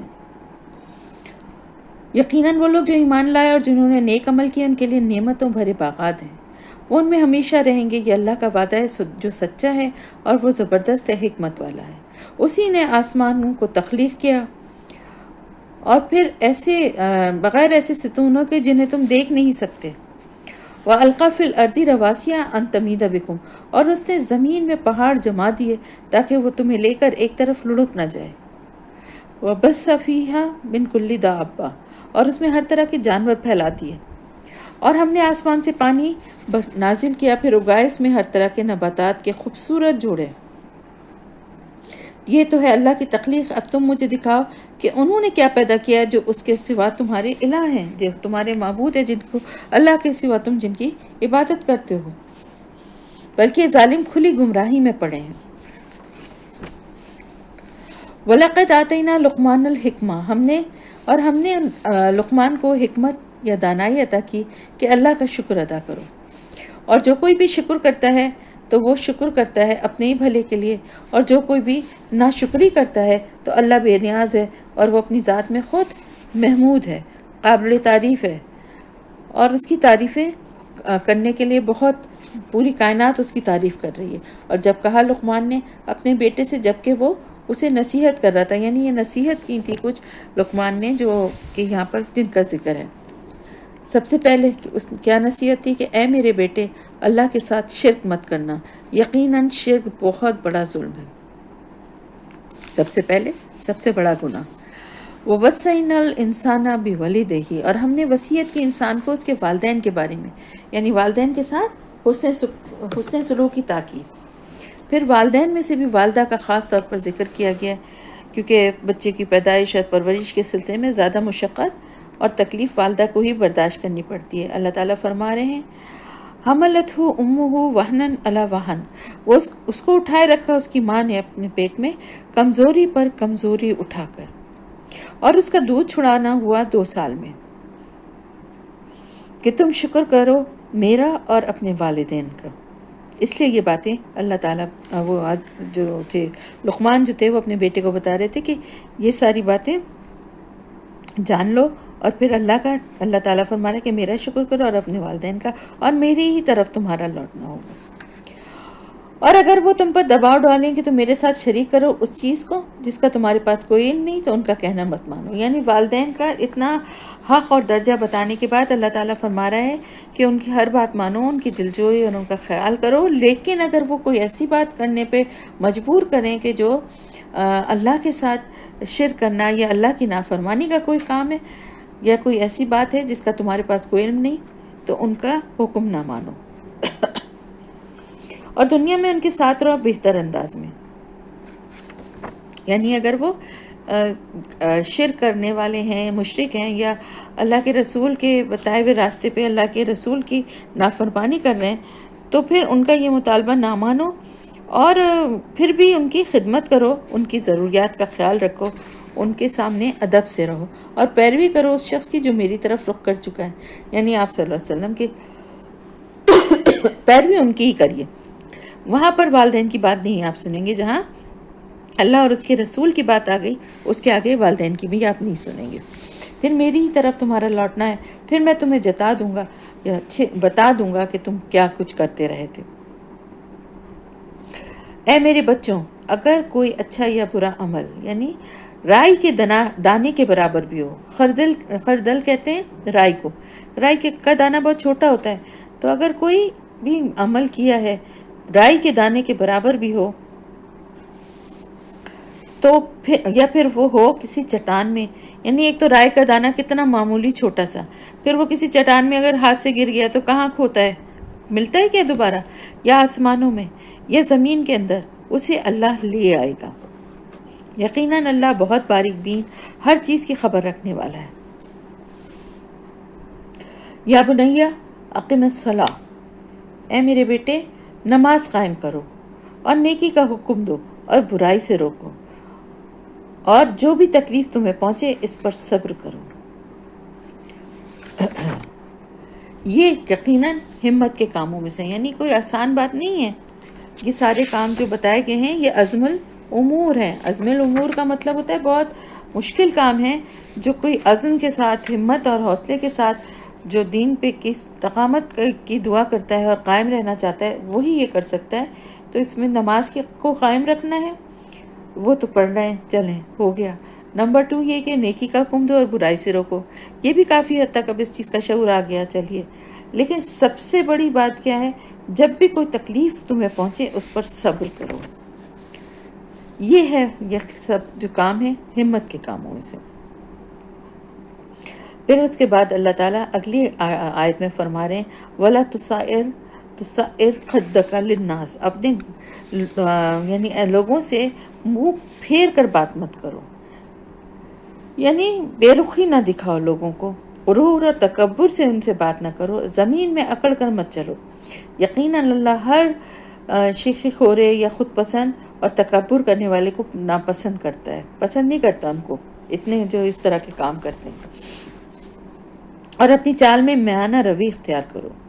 یعنی بہت زور زور سے پاؤں مار کے اور بہت اس طرح سے بھی نہ چلو، اور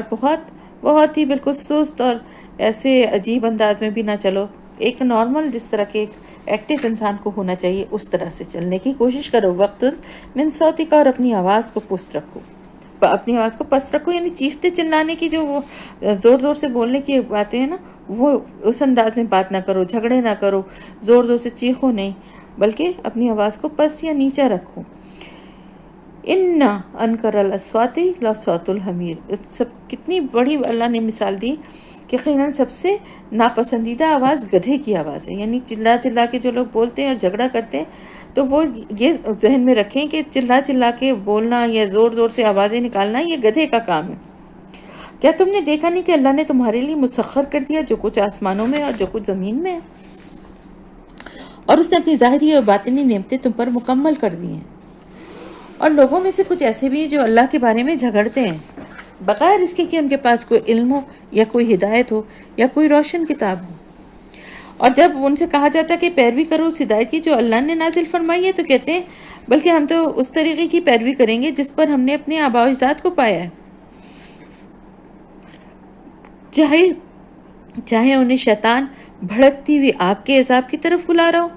پھر بھی انہی کے پیچھے چلو گے، انہی کی طور طریقوں پر عمل کرو گے۔ یعنی تمہارے باپ دادا اگر ایک غلط راستے پہ تھے اور جس کا بدلہ ان کو جہنم کی بھڑکتی ہوئی آگ کی شکل میں ملنے والا ہے، کیا اس کے باوجود بھی اسی راستے پہ چلو گے، انہی کی پیروی کرو گے؟ اور جس شخص نے اپنا چہرہ اللہ کے سامنے یا اپنی ذات کو اللہ کے سامنے جھکا دیا اور وہ نیک عمل کرنے والا ہے، محسن ہے، تو اس نے تھام لیا مضبوط حلقے کو۔ اور مضبوط حلقے کو تھامنے سے کیا مطلب ہے؟ اللہ کی کتاب کو، اللہ سے جو تعلق جوڑنے والی اللہ کی کتاب ہے اس کو مضبوطی سے اس نے تھام لیا ہے، اور اسی کی طرف ہے تمام معاملات کا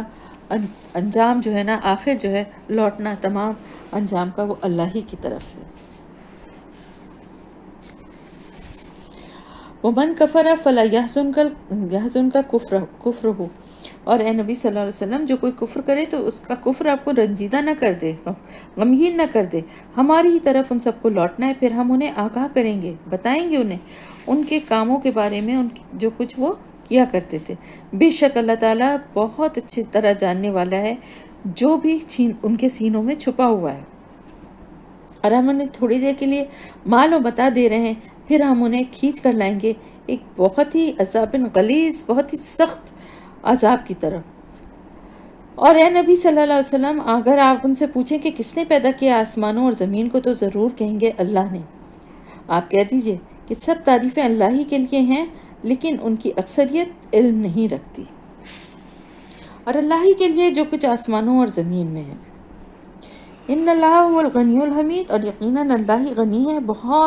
بہت تعریف اور بہت خوبیوں والا ہے، یعنی قابل تعریف ہے، لائق ہے تعریف کے۔ اور اگر زمین میں جتنے بھی درخت ہیں وہ سب قلم بن جائیں، اور سمندر جتنے بھی ہیں وہ سیاہی بن جائیں، اس کے بعد اس کو مزید 7 سمندر اور ویسے ہی اور مل جائیں جو کہ سیاہی، یعنی سمندر جو ہیں وہ سیاہی بن جائیں اور تمام درخت جو ہیں وہ قلم بن جائیں، پھر اتنے ہی 7 سمندر اور اس کو مہیا کیے جائیں کہ وہ بھی اس کے لیے سیاہی بن جائیں، پھر بھی یہ تمام کے تمام جو ہیں یہ ختم ہو جائیں گے، پھر بھی اللہ کے کلمات ختم نہ ہوں گے۔ یقیناً اللہ زبردست ہے اور بہت ہی حکمت والا ہے، اور تم سب کا پیدا کرنا اور دوبارہ اٹھانا اللہ کے لیے ایسے ہی ہے جیسے ایک جان کا پیدا کر دینا اور دوبارہ زندہ کر دینا، یعنی چاہے لوگوں کی تعداد کتنی بھی ہو، اللہ کے لیے وہ ایسے ہی ہے جیسے کسی ایک کو کرنا۔ اور یقیناً اللہ سب کچھ سننے والا، اور اللہ تعالیٰ سب کچھ، ہاں ان اللہ سمیع بصیر، یقیناً اللہ تعالیٰ سب کچھ سننے والا اور ہر چیز پر نظر رکھنے والا ہے۔ الم تر ان اللہ یولج اللیل فی النہار و یولج النہار فی اللیل، کیا تم نہیں دیکھتے کہ اللہ کس طرح رات کو لاتا ہے دن میں داخل کرتا ہے، اور دن میں کو داخل کرتا ہے رات میں، یعنی آگے پیچھے کس طرح ایک جیسے ایک اللہ کی طرف سے بنایا ہوا نظام ہے، جیسے تسبیح کے دانوں کی طرح ایک کے بعد ایک دن اور رات آتے جاتے ہیں۔ اور اللہ تعالیٰ نے مسخر کر دیا سورج اور چاند کو، یہ سب کے سب چل رہے ہیں ایک مقررہ وقت تک کے لیے، اور یہ کہ اللہ تعالیٰ باخبر ہے اس سے جو تم کر رہے ہو۔ ذالک بأن اللہ هو الحق وأن ما يدعون من دونه الباطل، یہ اس لیے ہے کہ اللہ ہی کا حق ہے کہ یہ لوگ جس کسی کو بھی پکارتے ہیں اس کے سوا وہ باطل ہے، یہ اللہ کا حق ہے، اور یقیناً اللہ ہی سب سے بلند و بالا اور عظمت والا ہے۔ کیا تم نہیں دیکھتے کہ کشتیاں چلتی ہیں سمندر میں اللہ کی نعمتوں کو لے کر، تاکہ وہ دکھائے تمہیں اپنی نشانیوں میں سے، یہ اللہ کی نشانیوں میں سے یہ بھی ایک نشانی ہے کہ آپ یہ دیکھیے کہ ایک سوئی جو ہے وہ اگر پانی میں ڈالی جائے تو ڈوب جائے گی، اور اتنی بڑی کشتی نہیں ڈوبتی۔ یقیناً اس میں نشانیاں ہیں ہر اس شخص کے لیے جو صبر و شکر کرنے والا ہے۔ جب کبھی سمندر میں موج انہیں ڈھانپ لیتی ہے سائبانوں کی طرح، سایوں کی طرح یعنی، تو پھر وہ پکارنے لگتے ہیں اللہ کو اس کے لیے اطاعت کو خالص کرتے ہوئے۔ پھر جب وہ انہیں نجات دے کر خشکی پر لے آتا ہے تو ان میں کچھ ہی ہیں جو میانہ روی اختیار کرتے ہیں، اور ہم یعنی زیادہ تر جو ہوتے ہیں وہ شرک کی راہ اختیار کر لیتے ہیں۔ یعنی کس طرح کرتے ہیں؟ اس طرح کہ وہیں پہ اللہ سے مدد مانگنے کے بجائے اللہ سے تو مانگ ہی رہے ہوتے ہیں، لیکن ساتھ ہی ساتھ اپنے بزرگوں یا اپنے دیوی دیوتاؤں کو بھی انوالو کر لیتے ہیں، اور بعد میں جب بچتے ہیں تو اللہ کے ساتھ ساتھ ان کا بھی شکر ادا کرتے ہیں کہ ان کے فلانے بزرگ کی وجہ سے، فلانے اس کی وجہ سے میں جو ہے بچ گیا ہوں۔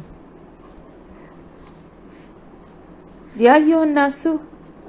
الناس اتقوا ربکم واخشوا یوما لا یجزی والد عن ولدہ وما یجحد بآیاتنا الا کل ختار کفور، اور ہماری آیتوں کا انکار نہیں کرتے مگر وہی لوگ جو بات کے جھوٹے اور ناشکر ہیں۔ تو یہ بات بھی کئی دفعہ بتائی جا چکی ہے کہ کس طرح کشتی کو جب موجیں گھیر لیتی ہیں، طوفان آتے ہیں، تو وہ اللہ کے لیے، اللہ کو پکارنے لگتے ہیں اس کے لیے اطاعت کو خالص کرتے ہوئے، دین کو اس کے لیے خالص کرتے ہوئے۔ پھر جب وہ انہیں نجات دے کر خشکی پر لے آتا ہے تو ان میں بہت تھوڑے ہی ہیں جو کہ میانہ روی اختیار کرتے ہیں اعتدال کے راستے پہ، یعنی توحید کے اس پہ قائم رہتے ہیں۔ ایسے بہت سے ایسے ہوتے ہیں جو شرک کی راہ اختیار کر لیتے ہیں، یعنی بچنے کے بعد کہتے ہیں فلانے بزرگ سے یا فلانے ہماری دیوی دیوتا کی جیسے ہم بچ گئے۔ اور اے لوگوں اپنے رب کا تقوی اختیار کرو اور ڈرو اس دن سے جس دن کوئی باپ اپنے بیٹے کے کچھ کام نہیں آئے گا، اور نہ ہی بیٹا اپنے باپ کے کچھ کام آ سکے گا۔ اس دن کی یعنی جو اللہ پاک اپنی پناہ میں رکھے، اس دن کی جو نفسا نفسی ہوگی کہ کوئی جو ہے وہ کسی کی طرف دیکھ ہی نہیں رہا ہوگا، نہ کسی کے لیے کوئی مدد کر سکے گا، کیونکہ اس دن تو کوئی کسی کے لیے مدد کر ہی نہیں سکتا نا، سوائے اللہ کے، جس کو اللہ اجازت دے گا کسی کے لیے سفارش کرنے کی، اور وہ آپ صلی اللہ علیہ وسلم کی ذات ہوگی۔ بے شک اللہ کا وعدہ سچا ہے، تو دیکھو تمہیں دنیا کی زندگی دھوکے میں نہ ڈال دے، اور دیکھنا تمہیں دھوکے میں نہ ڈال دے اللہ کے حوالے سے، یعنی یہ شیطان جو ہے تمہیں اللہ کی طرف سے کوئی تمہارے دل میں ایسی شک و شبہ نہ ڈال دے، وہ بڑا دھوکے باز ہے۔ یقیناً اللہ ہی ہے جس کے پاس علم ہے قیامت کا، اللہ جانتا ہے کہ کب آنے والی ہے قیامت، اور وہی بارش برساتا ہے، اور وہی جانتا ہے جو کچھ رحموں میں ہے، اور کوئی جان نہیں جانتی کہ وہ کل کیا کمائی کرے گی، اور کوئی جان نہیں جانتی کہ کس زمین میں اس کی موت واقع ہوگی۔ یہ دیکھیں نا کہ یہ سب اللہ کے بنائے ہوئے۔ بہت سے لوگ کسی علاقے میں رہتے ہیں اور اتفاقاً کسی جگہ جاتے ہیں، اور وہاں جانے کے بعد ان کی ڈیتھ ہو جاتی ہے، ایسا لگتا ہے کہ جیسے اپنی موت کی وجہ سے ہی وہ یہاں آئے تھے۔ یقیناً اللہ سب کچھ جاننے والا، ہر چیز کی خبر رکھنے والا ہے۔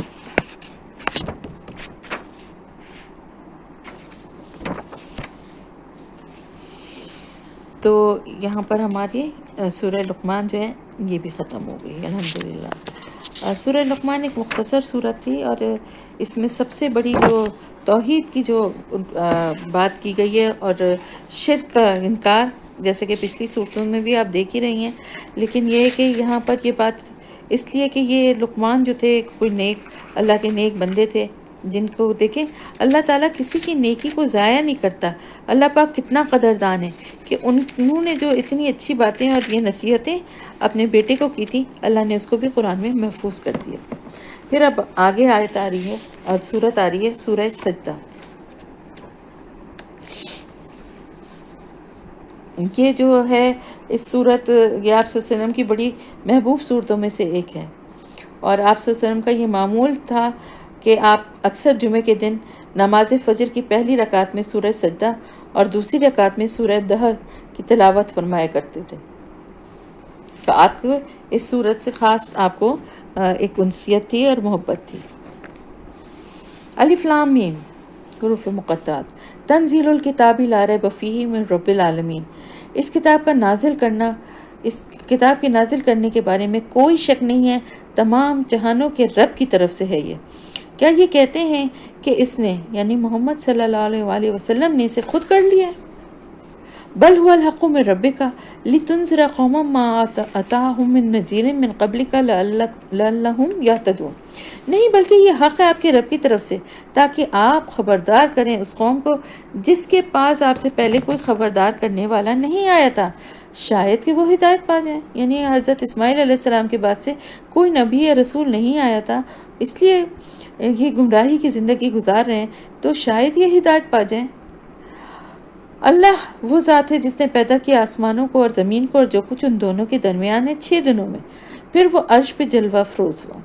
نہیں ہے تمہارے لیے اس کے مقابلے میں کوئی حمایتی اور نہ کوئی سفارش کرنے والا، تو کیا تم نصیحت نہیں پکڑتے؟ وہ تدبیر کرتا ہے اپنی امر کی آسمان سے زمین کی طرف، یعنی جو بھی منصوبہ بندی ہے، کائنات کا نظام چل رہا ہے، وہ اللہ تعالیٰ کے پاس سے ہے، اور وہ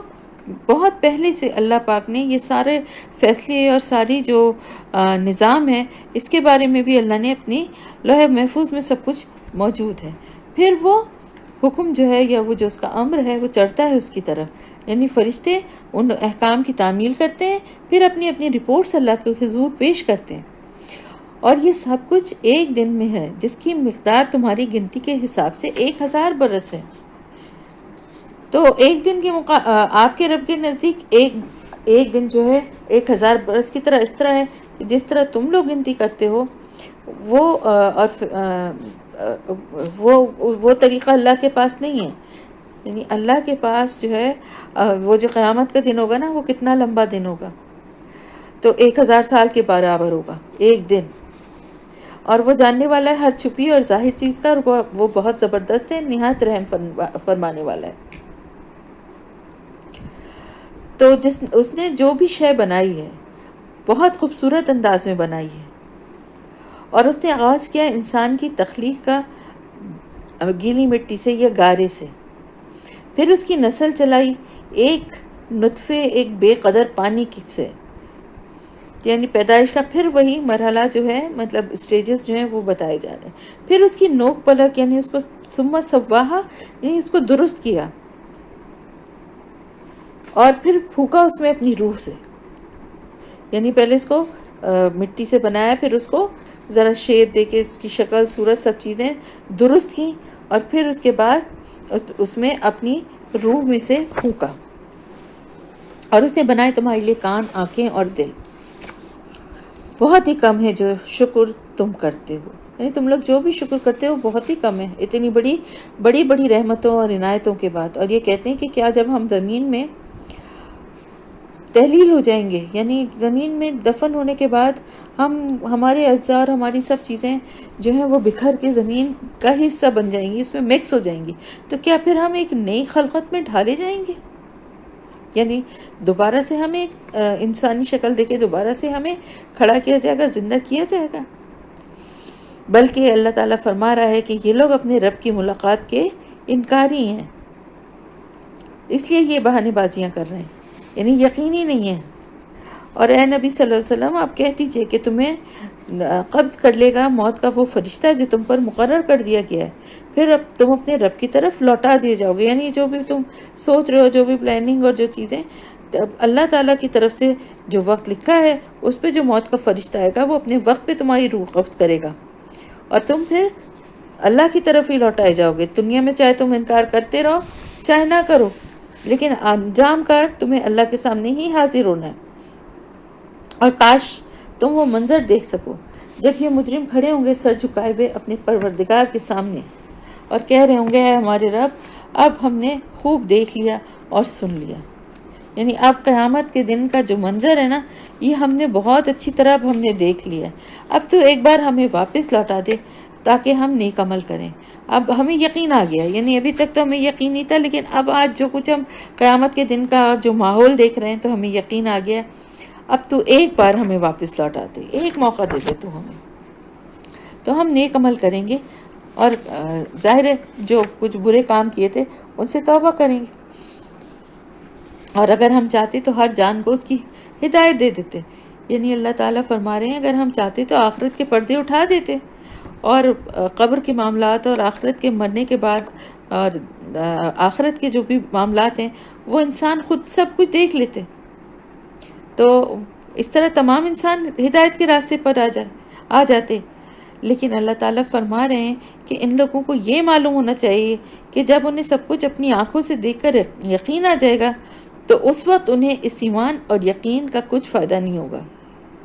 کیونکہ اس وقت ان کی امتحانی مہلت ختم ہو چکی ہوگی. یعنی جو اللہ کی طرف سے ڈھیل اور مہلت دی گئی ہے نا وہ دنیا کی حد تک ہے، اور موت آنے کے بعد جب دوبارہ اٹھایا جائے گا تو اب ان کو دی ہوئی مہلت وہ اللہ تعالیٰ کی طرف سے لے لی گئی واپس، بس ختم ہو گیا ان کا معاملہ. اور اگر ہم چاہتے تو ہر جان کو اس کی ہدایت دے دیتے. یعنی اللہ تعالیٰ چاہتا تو تمام جانداروں کو ہدایت دیتے تھے. اللہ کے لیے کیا مشکل تھا؟ کچھ بھی نہیں. لیکن اللہ تعالیٰ فرما رہا ہے کہ میری طرف سے یہ فیصلہ ہو چکا ہے کہ میں جہنم کو جنوں اور آدمیوں سب سے بھر کر رہوں گا. اس لیے جو ہے ایسا ہو نہیں سکتا کہ اللہ تعالیٰ چاہے تو کر تو وہ سکتا ہے کہ تمام لوگ جو ہیں ان کو ہدایت دیتے،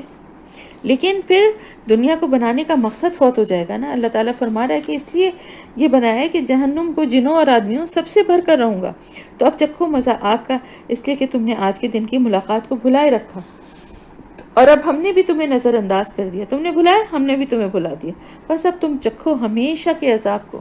اپنے ان حرکتوں کے سبب جو تم کرتے رہے. قال اخسؤوا فیہا ولا تکلمون، اللہ فرمائے گا اب تم ذلیل و خوار ہو کر اسی میں پڑے رہو اور مجھ سے بات نہ کرو. ہماری آیات پہ، بے شک ہماری آیت پر ایمان رکھنے والے تو وہی لوگ ہیں کہ جب ان کے ذریعے انہیں نصیحت کی جاتی ہے تو وہ سجدے میں گر پڑتے ہیں، اپنے رب کی طرف سجدے میں گر پڑتے ہیں، اپنے رب کی حمد کے ساتھ تسبیح کرتے ہوئے، اور وہ تکبر نہیں کرتے. آیت سجدہ ہے، فوراً ہی سجدہ کر لیجئے.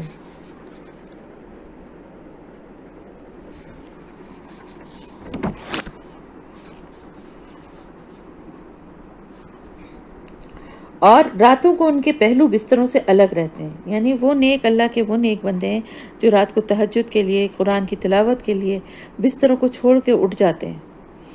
اور وہ لوگ راتیں بسر کرتے ہیں اپنے رب کے لیے سجدے اور قیام کرتے ہوئے. یعنی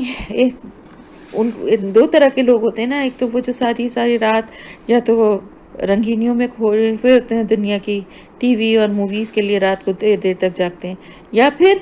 ساری رات غفلت کی نیند سوتے رہتے ہیں. دوسری طرف ان دونوں کے علاوہ ایک اللہ کے نیک بندوں کی وہ بھی قسم ہے جو راتوں کو اٹھ کر اللہ کو یاد کرتے ہیں، کبھی نماز کے ذریعے یعنی اس میں قیام اور سجدے کر کے، اور کبھی قرآن کی تلاوت کر کے. وہ اپنے رب کو پکارتے رہتے ہیں خوف اور امید کی کیفیت میں. ایک طرف تو اللہ کی رحمت اور مغفرت کے بارے میں امید رکھتے ہیں، جبکہ دوسری طرف انہیں اپنی جو کوتاہیاں ہیں ان پر پکڑے جانے کا خوف بھی ہوتا ہے، اور جو کچھ ہم نے دیا ہے انہیں اس سے خرچ کرتے ہیں. تو کوئی انسان نہیں جانتا کہ ان کی آنکھوں کی ٹھنڈک کے لیے کیا کچھ چھپا کر رکھا گیا ہے اللہ تعالیٰ کی طرف سے. اللہ پاک فرما رہے انسان کو اندازہ ہی نہیں ہے کہ اللہ نے کیا کیا اہل جنت کے لیے اللہ پاک نے چھپا کے کیا کیا خوبصورتی اور کیا کیا جو انعامات ہیں وہ رکھے ہوئے ہیں ان کے اعمال کے بدلے کے طور پر. تو بھلا جو کوئی مومن ہے کیا وہ اس کی مانند ہو جائے گا جو نافرمان ہے؟ وہ دونوں ہرگز برابر نہیں ہو سکتے. وہ لوگ جو ایمان لائے اور جنہوں نے نیک عمل کیے تو ان کے لیے باغات ہیں رہنے کے ٹھکانے کے طور پہ، ماوا ٹھکانہ، نزولم بمکان یعملون، مہمان نوازی کے طور پر ان کے اعمال کے بدلے میں. پھر یعنی ایک وقت ٹھکانہ ہے، پھر ان کے اپنے محل اور اپنی جگہیں ان کو دے دی جائیں گی نا. اور جن لوگوں نے نافرمانی کی ان کا ٹھکانہ آگ ہے. جب بھی وہ اس میں سے نکلنا چاہیں گے تو انہیں اسی میں لوٹا دیا جائے گا، اور ان سے کہا جائے گا کہ چکھو مزہ آگ کے عذاب کا جسے تم جھٹلایا کرتے تھے، اور ہم لازماً چکھائیں گے انہیں مزہ چھوٹے عذاب کا بڑے عذاب سے پہلے، شاید کہ یہ لوگ پلٹ آئیں۔ تو اور ہم نے شاید کہ وہ پلٹ آئیں، اور کون بڑا ظالم ہے اس سے جو کہ اپنے رب کی آیات کے ذریعے جسے نصیحت کی گئی مگر پھر بھی اس نے اعراض برتا، پھر بھی اس نے منہ موڑ لیا، نہیں اس نے اس سے اللہ کی آیات جب اس کو پڑھ کے سنائی گئیں، بتائے گئے اللہ کے آیات اور احکامات، تو اس نے اعراض برتا، ان کی پرواہ نہ کی۔ اور یقیناً ہم ایسے مجرمین سے انتقام لے کر رہیں گے، اور ہم نے موسیٰ کو بھی کتاب عطا کی، تو آپ کسی شک میں نہ رہیے اس کی ملاقات سے۔ اور تورات کو ہم نے بنا دیا، یعنی کس کو تورات کو ہم نے بنا دیا رہنمائی بنی اسرائیل کے لیے، اور ہم نے ان میں سے ایسے امام اٹھائے جو ہمارے حکم سے لوگوں کو ہدایت کرتے تھے، جبکہ انہوں نے صبر کی روش اختیار کی، یعنی جب تک صبر کی روش اختیار کی اور دین پہ چلنے والے تھے تو ان کی تعریف تھی، اور وہ ہماری آیات پر یقین رکھتے تھے۔ ان ربک ہوا یفصل بینہم یوم القیامت فیما کانوا فیہ یختلفون، یقیناً آپ کا رب فیصلہ کرے گا ان کے درمیان قیامت کے دن ان چیزوں میں جن میں یہ اختلاف کرتے تھے۔ اولم یہد لہم کم اہلکنا من قبلہم من القرون یمشون فی مساکنہم، کیا یہ بات جو ہے اس سے وہ ہدایت نہیں لیں گے؟ کیا نہیں لیں گے وہ ہدایت اس بات سے کہ ان سے پہلے ہم کتنی ہی قوموں کو ہلاک کر چکے ہیں جن کے ٹھکانوں پہ یہ گھومتے پھرتے ہیں۔ تو میں نے بتایا تھا نا کہ بہت سے ایسے علاقے تھے جو سفر کی تجارت وغیرہ کے لیے جب یہ آتے اور جاتے تھے تو ان کے راستوں میں پڑتے تھے۔ یقیناً اس میں بڑی نشانیاں ہیں، تو کیا یہ لوگ سنتے نہیں ہیں؟ کیا انہوں نے دیکھا نہیں کہ ہم پانی کو چلا کر لے جاتے ہیں، بے آب ہو گیا زمین، یعنی سوکھی بنجر زمینوں کی طرف لے جاتے ہیں، پھر ہم اس سے کھیتی اگاتے ہیں جس میں سے کھاتے ہیں ان کے مویشی بھی اور یہ خود بھی، تو کیا یہ لوگ دیکھتے نہیں ہیں؟ اور یہ لوگ کہتے ہیں کہ کب ہو گئے فیصلہ اگر تم سچے ہو، یعنی وہی سوال، وہی بار بار بات کہ اگر سچے ہو تو کب فیصلہ ہوگا، کب عذاب آئے گا؟ آپ صلی اللہ علیہ وسلم سے اللہ تعالیٰ فرما رہے ہیں کہ کہہ دیجئے کہ فیصلے کے دن ان لوگوں کا ایمان لانا انہیں کچھ فائدہ نہیں دے گا، یعنی وہ یہ کہتے ہیں نا کہ وہ دیکھ کے فیصلہ وہ ایمان لے آئیں گے، تو اس دن پھر ان کا ایمان لانا ان کو کچھ فائدہ نہیں دے گا، اس لیے کہ انہوں نے کفر کیا ہوگا، اور نہ ہی اس وقت ان کو کوئی مہلت دی جائے گی۔ تو اے نبی صلی اللہ علیہ وسلم آپ ان سے اعراض فرمائیں اور انتظار کریں، اور یہ بھی انتظار ہی کر رہے ہیں، یعنی آپ بھی انتظار کریے اور یہ بھی انتظار ہی کر رہے ہیں کہ کیا ہوتا ہے۔ سورہ احزاب الحمدللہ شروع ہو رہی ہے۔ یا ایھا النبی اتق اللہ ولا تطع الکافرین والمنافقین ان اللہ کان علیما حکیما، اے نبی صلی اللہ علیہ وسلم اللہ سے ڈریے اور کفار اور منافقین کی اطاعت یا ان کی پیروی نہ کریے، حقیقت میں علیم اور حکیم تو اللہ ہی۔ پیروی کرو اس بات کی جس کا اشارہ تمہارے رب کی طرف سے تمہیں کیا جا رہا ہے، اللہ ہر اس بات سے باخبر ہے جو تم لوگ کرتے ہو، اللہ پر توکل کرو، اللہ ہی وکیل ہونے کے لیے کافی ہے۔ کس بات کا طرف اشارہ کیا جا رہا تھا، کیا کرنے کو کہا جا رہا تھا، آگے آ جائے گا۔ اللہ نے کسی شخص کے جسم میں دو دل نہیں رکھے، نہ اس نے تم لوگوں کی ان بیویوں کو جن سے تم اظہار کرتے ہو تمہاری ماں بنا دیا، اور نہ اس نے تمہارے منہ بولے بیٹوں کو تمہارا حقیقی بیٹا بنا دیا۔ یہ تو وہ باتیں ہیں جو تم لوگ اپنے منہ سے نکال دیتے ہو، مگر اللہ وہ بات کہتا ہے جو بالکل برحق اور سچ ہے، اور وہی سیدھے راستے کی طرف رہنمائی کرتا ہے۔ تو یہ بات یہ کہ اس میں دو باتیں جو ہیں وہ بتا دی گئیں۔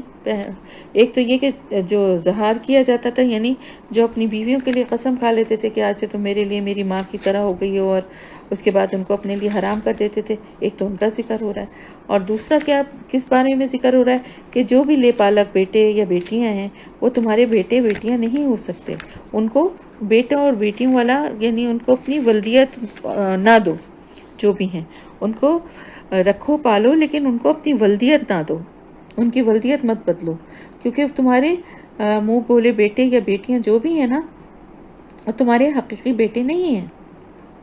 یہ تو وہ باتیں ہیں جو تم لوگ اپنے منہ سے نکالتے ہو، اور اللہ تعالیٰ جو بات کہتا ہے وہ حق بات ہے، اور جو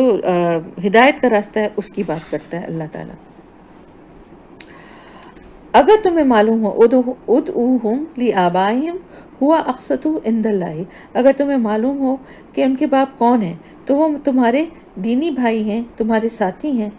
یعنی اگر منہ بولے بیٹوں کو ان کے باپوں کی نسبت سے، اگر تمہیں پتہ ہے کہ ان کے باپ کون ہیں تو پھر ان کے باپوں کی نسبت سے پکارو، یعنی ان کا نام چینج نہ کرو۔ جیسے کہ حضرت زید کا آگے ذکر آئے گا، تو وہ زید بن حارثہ تھے تو وہ زید بن حارثہ ہی کہلائے، تو ان کو کہا ایک زمانے میں آپ صلی اللہ علیہ وسلم کے منہ بولے بیٹے کا درجہ حاصل ہو گیا تھا، لیکن ان کی ولدیت چینج نہیں کی جا سکتی کیونکہ وہ اپنے باپ کے نام سے ہی پہچانے جائیں گے۔ اور اگر اللہ تعالیٰ فرما رہا ہے کہ تمہیں نہ معلوم ہے کہ ان کے باپ کون ہیں تو وہ تمہارے دینی بھائی ہیں اور تمہارے ساتھی ہیں، تو پھر ان کی ولدیت میں عبداللہ لکھوا دو۔ اگر تمہیں کسی بچے کو لے کے پال رہے ہو اور تمہیں نہیں پتا کہ اس کا باپ دادا کون ہے، ایک تو یہ ہوتا ہے نا کہ جیسے فیملی سے لیا ہے تو پھر تو اس کا ماں باپ کا جو نام ہے، باپ کا جو نام ہے خاص طور سے وہی جو نام کال کیا جائے گا اور اسی کی ولدیت رکھی جائے گی، آپ اپنی ولدیت نہیں دے سکتے۔ لیکن اگر کوئی ایسا بچہ ہے کہ آپ نے کسی یتیم خانے سے یا کسی ایسے جگہ سے لیا ہے اور آپ کو پتہ ہی نہیں ہے اس کے باپ دادا کون ہیں، تو وہاں پہ بھی آپ اپنی ولدیت نہیں دے سکتے، بلکہ وہ آپ کے بھائی ہیں، آپ کے ساتھی ہیں، آپ ان کو عبداللہ ان کے ولدیت میں لکھوائیے۔ اللہ تعالیٰ فرما رہا ہے نادانستہ جو بات تم کہو اس کے لیے تم پر کوئی گرفت نہیں ہے، لیکن اس بات پر ضرور گرفت ہے جس کا تم دل سے ارادہ کرو، اور اللہ تعالیٰ بے شک بخشنے والا ہے اور نہایت رحم کرنے والا ہے۔ اور النبی اولیٰ بالمؤمنین من انفسہم وازواجہ امہاتہم، کہ بلا شبہ نبی جو ہیں وہ تو اہل ایمان کے لیے ان کی اپنی ذات سے بڑھ کر ہیں۔ نبی کی ذات اہل ایمان کے لیے اپنی اہل ایمان کی ذات سے بڑھ کے نبی کی ذات ہے، اور نبی کی بیویاں جو ہیں وہ ان کی مائیں ہیں، مگر اللہ کی کتاب کی روح سے عام مومنین اور مہاجرین کے بنسبت رشتہ دار ایک دوسرے کے زیادہ حقدار ہیں۔ البتہ اپنے ساتھیوں میں سے کے ساتھ تم کوئی بھلائی کرنا چاہو تو کر سکتے ہو، یہ حکم اللہ کی کتاب میں آیا ہے، لکھا ہوا ہے۔ تو بات یہ ہے کہ اللہ تعالیٰ نے یہ فرما دیا کہ قیامت تک ہمیشہ کے لیے کہ آپ صلی اللہ علیہ وسلم کی جو ازواج مطہرات ہیں وہ امت کی مائیں ہیں، تو آپ کی زندگی میں بھی اول تو ظاہر ہے کوئی آپ کو چھوڑنا کیوں چاہے گا، لیکن ایک بات کہہ رہی ہوں کہ اگر کوئی چھوڑے یا آپ کی وفات کے بعد بھی تو وہ کسی سے نکاح نہیں ہو سکتا، کیونکہ امت کے تمام مرد جو ہیں وہ ان کے لیے بیٹوں کی طرح ہیں، وہ سب کی ماں ہیں، ہماری بھی ماں ہیں ہم سب کی، تو ہم اسی لیے ام المومنین کہتے ہیں نا، مومنوں کی ماں، تو امہات المومنین ہے، تو مومنوں کی ماں ہیں وہ، تو ان سے کسی کا نکاح نہیں ہو سکتا کبھی بھی۔ اللہ کے نبی باپ ہیں تمام مومنین کے، اور ان کی ازواج مطہرات ماں ہیں، تو ماں جو بن گئی ایک دفعہ تو پھر وہ اس کے بعد باپ رہے یا نہ رہے ماں سے نکاح نہیں ہو سکتا، یہ اللہ کی کتاب میں لکھا ہوا حکم ہے۔ اور اے نبی یاد رکھو اس عہد کو جو ہم نے سب پیغمبروں سے لیا تھا، تم سے بھی، اور نوح علیہ السلام سے، ابراہیم سے، موسیٰ سے، عیسیٰ ابن مریم سے، اور ہم نے لیا تھا سب سے پختہ عہد لیا تھا، کہ تاکہ سچے لوگوں سے ان کا رب ان کی سچائی کے بارے میں سوال کرے، اور کافروں کے لیے تو اللہ نے تیار کر کے رکھا ہے دردناک عذاب۔ اے لوگوں جو ایمان لائے ہو، یاد کرو اللہ کے احسان کو جو کہ اس نے تم پر کیا ہے۔ جب لشکر تم پر چڑھ آئے تو ہم نے ان پر ایک سخت آندھی بھیج دی اور ایسی فوجیں روانہ کی جو تم کو نظر نہ آتی تھیں۔ اللہ وہ سب کچھ دیکھ رہا تھا جو تم لوگ اس وقت کر رہے تھے جب دشمن اوپر سے اور نیچے سے تم پر چڑھ آئے، اور خوف کے مارے تمہاری آنکھیں پترا گئیں، کلیجے منہ کو آنے لگے، بلغت القلوب الحناجر، دل اچھل کے گلے میں آ گیا، اور وَتَظُنُّونَ بِاللَّهِ ظُنُونَ، اور تم اللہ کے بارے میں طرح طرح کے گمان کرنے لگے۔ ہنالک ابتلی المؤمنون وزلزلوا زلزالا شدیدا، اس وقت ایمان لانے والے خوب آزمائے گئے اور بری طرح سے ہلا مارے گئے۔ یاد کرو وہ وقت، وَإِذْ يَقُولُ الْمُنَافِقُونَ وَالَّذِينَ فِي قُلُوبِهِم مَرَضٌ مَا وَعَدَنَا اللَّهُ وَرَسُولُهُ إِلَّا غُرُورًا، یاد کرو وہ وقت جب منافقین اور وہ سب لوگ جن کے دلوں میں بیماری تھی، مرض تھا، یعنی نفاق کا یا کفر کا، وہ صاف کیا کہہ رہے تھے کہ اللہ اور اس کے رسول نے جو وعدے ہم سے کیے تھے وہ فریب کے سوا کچھ بھی نہیں تھے، دھوکے کے سوا کچھ بھی نہیں تھے۔ جبکہ ان میں سے ایک گروہ نے کہا، اے یثرب کے لوگوں، اب تمہارے لیے ٹھہرنے کا کوئی موقع نہیں ہے، واپس چلو، پلٹ چلو۔ جب ان کا ایک فریق یہ کہہ کر نبی سے رخصت طلب کر رہا تھا کہ ہمارے گھر خطرے میں ہیں، حالانکہ وہ خطرے میں نہ تھے، دراصل وہ محاذ جنگ سے بھاگنا چاہتے تھے۔ اگر شہر کی اطراف سے دشمن گھس آئے ہوتے اور اس وقت انہیں فتنے کی طرف دعوت دی جاتی تو یہ اس میں جا پڑتے، اور مشکل سے ہی انہیں شریک فتنہ ہونے میں ان کو کوئی اعتراض ہوتا۔ ان لوگوں نے اس سے پہلے اللہ سے عہد کیا تھا کہ یہ پیٹ نہ پھیریں گے، اور اللہ سے کیے ہوئے عہد کی پاس پوچھ تو ہونی ہی ہے۔ قُلْ لَن يَنْفَعَكُمُ الْفِرَارُ إِنْ فَرَرْتُم مِّنَ الْمَوْتِ أَوِ الْقَتْلِ وَإِذًا لَّا تُمَتَّعُونَ إِلَّا قَلِيلًا۔ اے نبی، ان سے کہہ دیجئے کہ اگر تم موت سے یا قتل سے بھاگو تو یہ بھاگنا تمہیں کوئی فائدہ نہیں دے گا، اس کے بعد زندگی کے مزے لوٹنے کا تھوڑا ہی موقع تمہیں مل سکے گا، کیونکہ ظاہر موت تو آنی ہی ہے۔ اگر اللہ کی راہ میں نہیں نکلے اور اپنی جان نہیں دی تو ایسا تو نہیں ہے کہ موت آئے گی ہی نہیں، موت تو پھر بھی آنی ہے، تو یہ کوئی فائدہ نہیں ہے انہیں۔ اور ان سے کہو، کون ہے جو تمہیں اللہ سے بچا سکتا ہے اگر وہ تمہیں کوئی نقصان پہنچانا چاہے، اور کون ہے جو اس کی رحمت کو روک سکتا ہے اگر وہ تم پر رحم کرنا چاہے۔ قد یعلم اللہ المعوقین منکم والقائلین لاخوانہم ہلم الینا۔ اللہ تعالیٰ تم میں سے ان لوگوں کو خوب جانتا ہے، اور اللہ کے مقابلے میں ولا یجدون لہم من دون اللہ ولیا ولا نصیرا، اور اللہ کے مقابلے میں یہ لوگ کوئی حامی و مددگار نہیں پا سکتے ہیں۔ قد یعلم اللہ المعوقین منکم والقائلین لاخوانہم ہلم الینا ولا یاتون الباس الا قلیلا۔ اللہ تم میں سے ان لوگوں کو خوب جانتا ہے۔ قد یعلم اللہ، بلا شبہ جان لیا اللہ تعالیٰ نے کہ وہ کون لوگ ہیں جو جنگ میں رکاوٹیں ڈالنے والے ہیں، جو اپنے بھائیوں سے کہتے ہیں کہ آؤ ہماری طرف، جو لڑائی میں حصہ لیتے بھی ہیں تو بعض اپنے آپ کو اس میں شامل کروانے کے لیے نام گنوانے کو، جو تمہارا ساتھ دینے میں سخت بخیل ہیں۔ خطرے کا وقت آ جائے تو اس طرح دیدے پھرا کر تمہاری طرف دیکھتے ہیں جیسے کسی کالذی یغشی علیہ من الموت، جیسے کسی مرنے والے پہ غشی طاری ہو، مگر جب فَإِذَا ذَهَبَ الْخَوْفُ سَلَقُوكُم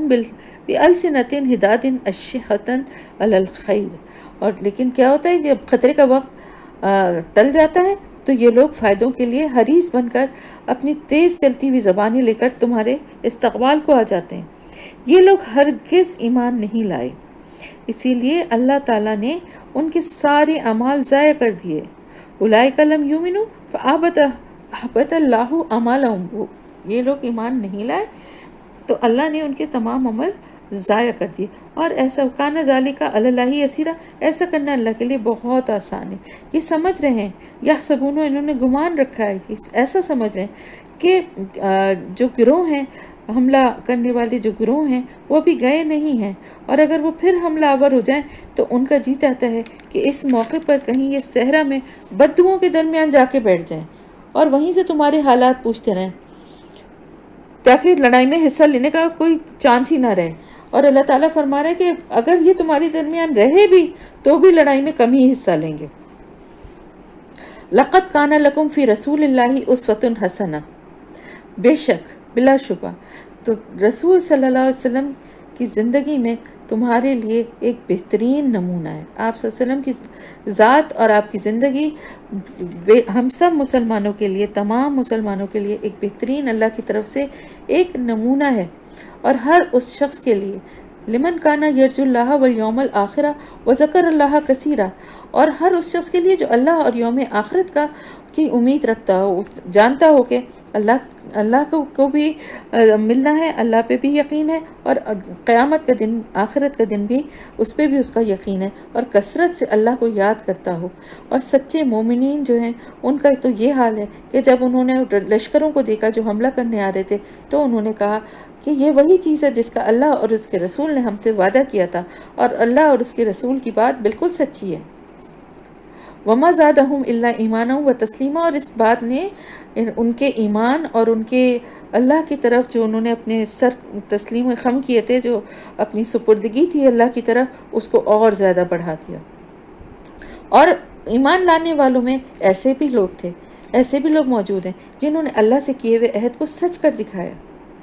ان میں سے کوئی اپنی نظر پوری کر چکا ہے اور کوئی وقت آنے کا منتظر ہے۔ وما بدلوا تبدیلا، انہوں نے اپنے رویے میں کوئی تبدیلی نہیں کی۔ یہ سب کچھ اس لیے ہوا تاکہ اللہ سچوں کو ان کی سچائی کی جزا دے اور منافقین کو چاہے تو سزا دے اور چاہے تو ان کی توبہ قبول کر لے۔ بے شک اللہ تعالیٰ غفور الرحیم ہے۔ اور اللہ نے کفار کا منہ پھیر دیا، وہ کوئی فائدہ حاصل کیے بغیر اپنے دل کی جلن لے کے یوں ہی اپنے غیظ و غضب کے ساتھ اسی طرح واپس پلٹ گئے۔ اور مومنین کی طرف وَكَفَى اللَّهُ الْمُؤْمِنِينَ الْقِتَالَ وَكَانَ اللَّهُ قَوِيًّا عَزِيزًا، اور مومنین کی طرف سے اللہ ہی لڑنے کے لیے کافی ہو گیا، اور اللہ قویًا عزیزا، بہت بڑے قوت والا اور بہت زبردست ہے۔